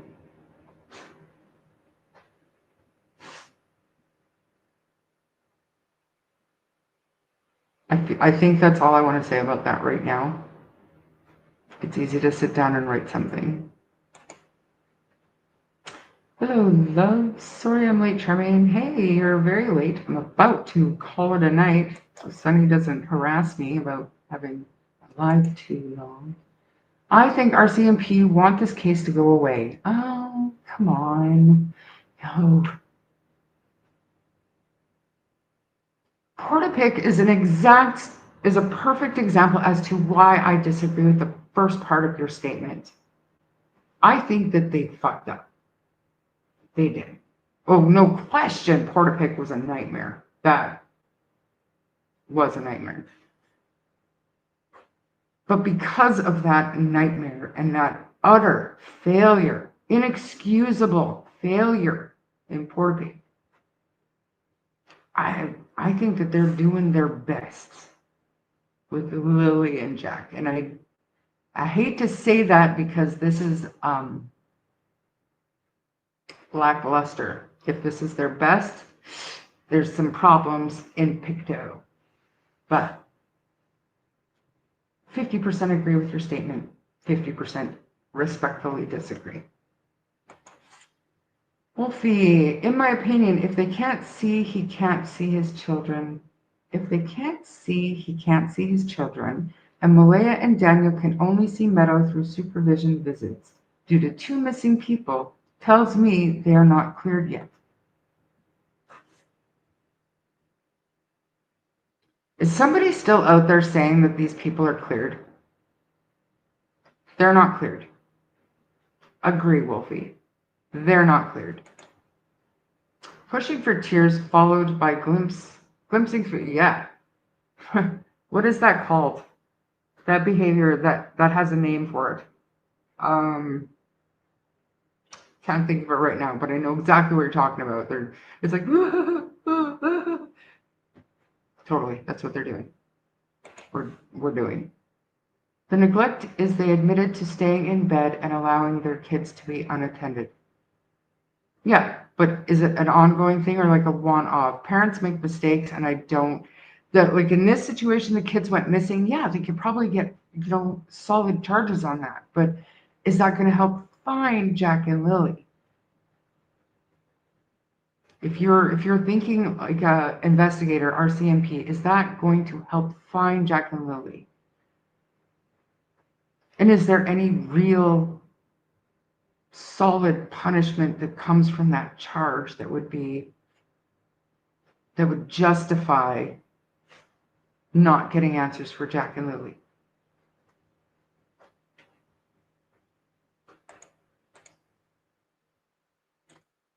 Mike asked Daniel for a video, but he said Justin doesn't want to be involved. Not sure how handing over a video would involve him. I mean, plain and simple, it wouldn't. We've all seen Justin's picture. We all know what he looks like. We all know who he is. So, I mean, if Justin is watching this, I mean, they wouldn't. DT asked Daniel the last time he did drugs, and Daniel talked around it. Daniel does do a very good waltz. You'd think by now someone would come out and tell the horror that happened with a conscience. You would think by now. Eh? Canadian user? Eh? Like, who are you? Like, I'm getting a vibe. Who are you? Where are you from?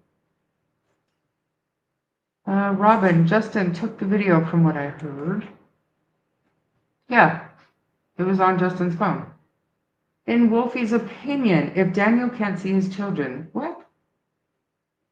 Did I just do that one? Am I going backwards again? I don't know how that happened. If we're referring to Justin, the neighbor, he's already involved. No, we're not referring to Justin. We're talking about Justin, the brother. The brother who took the video of Daniel opening the garbage bag to show the RCMP the blanket. Daniel looked horrible in those early videos, like he needed to go back to bed. Right, and like night and day. No different than Meadow, you guys. Like, think about it. Both had to be snapped out of that lifestyle. And both looked like completely different people. And for a while there, Daniel was looking very healthy. But to me, the stress of everything that's been going on is starting to affect Daniel again. Do I think he's on drugs? No, because he's still seeing Meadow. He has to pass those random drug tests. It's quite the risk. But the stress and the mental health issues, I think, are starting to catch up with him. And I think it's starting to really affect his both his mental and physical well-being. What's the term? The unraveling.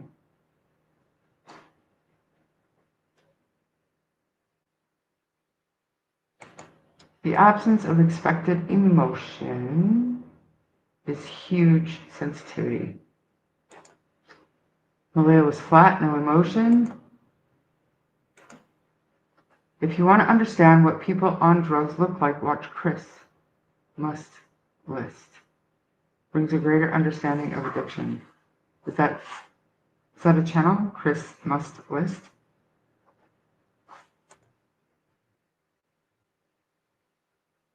I asked Dee if he was high when the kids went missing, and he responded he does regular drug tests. Yeah, now, not then. Right. Something's coming. Everybody should just put all their eggs in that basket and we'll hope for the best. Justin Martell is who we were talking about. I assume that's what you're saying. If it was me, I'd be a mess yelling from the rooftop to help find the kids. They did fail miserably in Porta Peak, but this is children, and with RCMP messing up so badly in 2020, hey, get out of my head. I just said that. I used for many years, and I am here to say after being in recovery and clean for 13 years and going to college to be a drug counselor, yes, he was totally on drugs in the beginning, and he looks much better now. Good for you, Robin. Yay. His face has filled out. Yeah, the circles, like his eyes aren't concaved anymore, like they're not.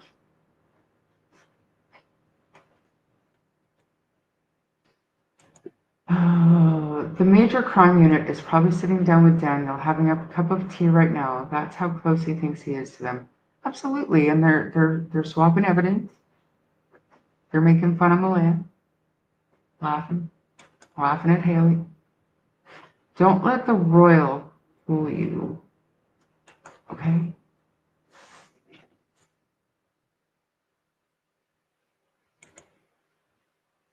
Around the times the kids went missing, the rain stopped.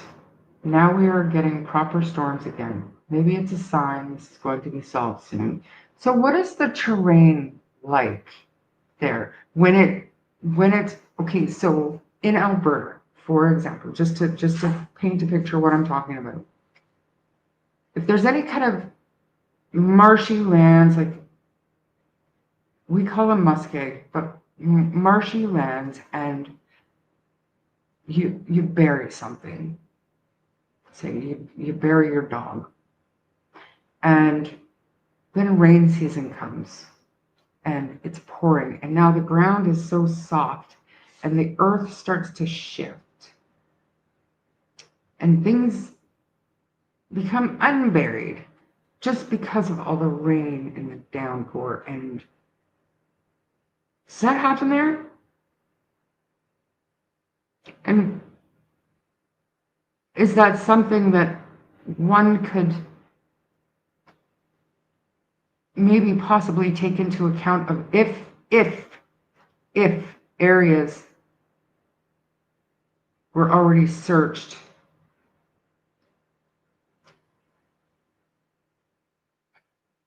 I think you guys are picking up what I'm throwing down. In local perspective is what I'm looking for.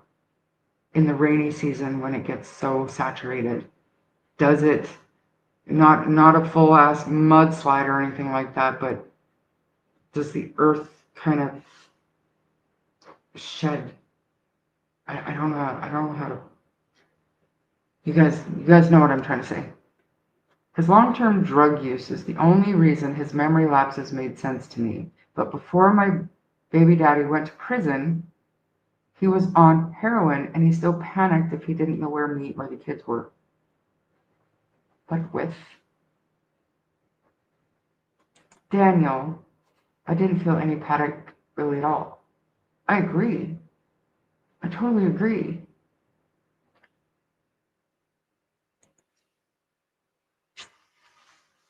And there was something that I sent to Sunny a while ago, and it was about it was about it wasn't full-on psychosis. It was about drug-induced psychotic features. It didn't happen all the time, but your paranoia and your memory lapses and sometimes hearing voices or seeing shadows or something, it's all induced by your withdrawal, you know? And I thought maybe that was happening, especially when some of the crazier stuff was coming out, like when he was talking about those 2 sweaters being planted and stuff, and I was like, where the fuck did that come from? What are you talking about, Daniel? Stop it. And I thought maybe he was just, you know, withdrawing and his mental health was suffering for it. Do you think this would have gone differently if the kids were in a wealthy neighborhood?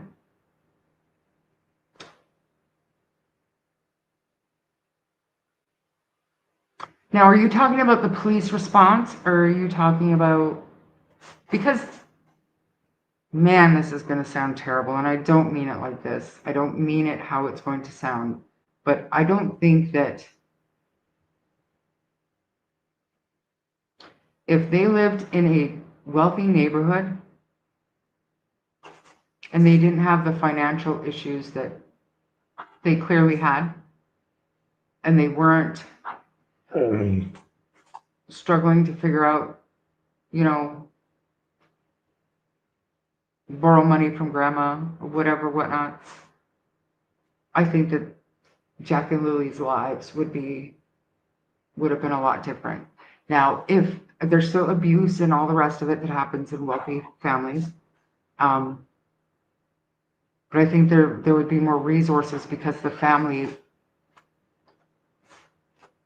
would feel more entitled to the resources and have the resources themselves to push for stuff. Whereas he's not going to let me go on much longer, you guys. I'll just move this so you can see my harasser. He's right there. He's not going to. He's going to eat me if I don't feed him soon. Anyways, my point is yes and no. Possibly, but probably not. Oh, as far as police involvement, I see it now. No, I don't. They were there within 26 minutes, I think it was 24 minutes. Sorry, guys, I'm going to speed. RCMP in general seem to be a closed system. Clifford Olson in the 80s could have been stopped, but they ignored a young girl who survived because she was Indigenous and a sex worker. And look at Robert PICTOU. Absolutely. He could have been prosecuted. He could have been prosecuted, but because the prosecutor didn't think that the prostitute was credible enough to testify, they just let him go.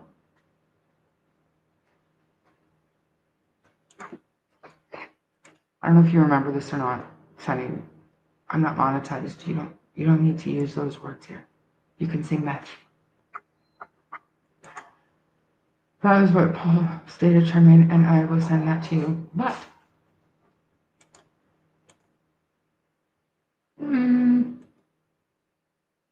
I saw a photo of the trailer patio doorsteps. There is dirt at the bottom of the door. You survive. Go away. Dog bullies me. Kids jump. I'm sorry, he's breathing right on me. Ugh. Kids jump or step hard when stepping down, yet no prints. Weird, right? They only found one set of prints out there, and they were out there playing on swings. That just struck me as odd as well. How stupid do you have to be to say they are cleared? Thank you.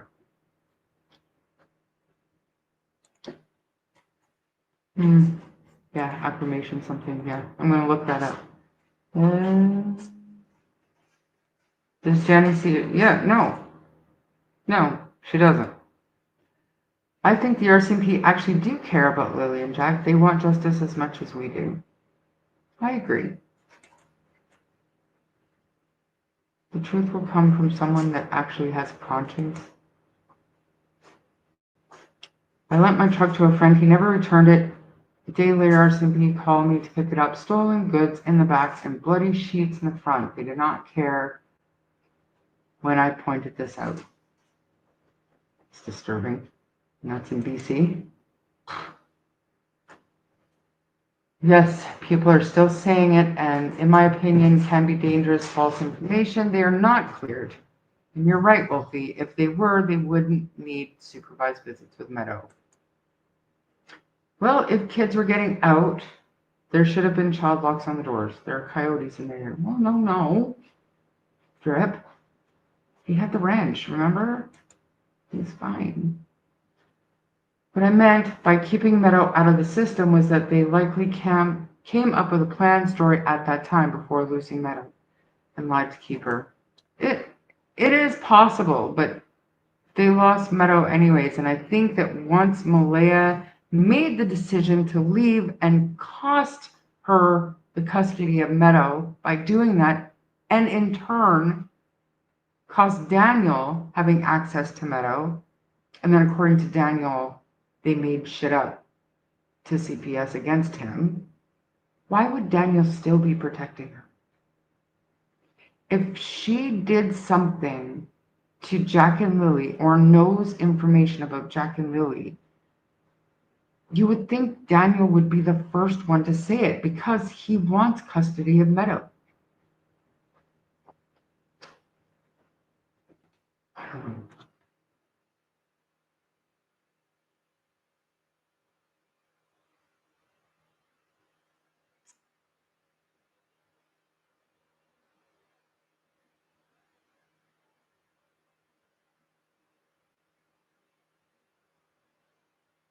Daniel had been up all night Thursday night. That is what we've heard, yeah. There are too many Justins with this case. Correct. Charmaine, I need sleep. Yeah, I know. Go to bed. Failure to thrive. Exactly. Yeah, shut up because I need more. You're gonna leave me? Not tonight. I should go get myself some food.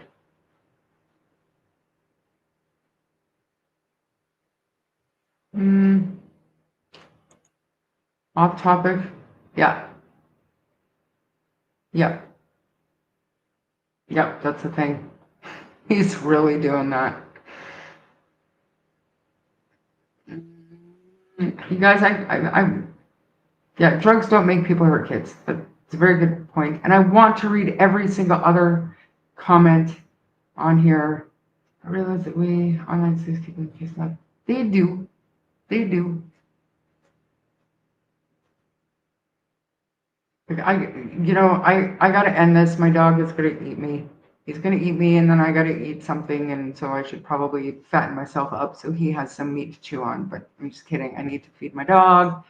I need to get my stuff together, and you can sleep in your bed. That's incorrect, Mike. No, sleep every night. You get a good night's sleep.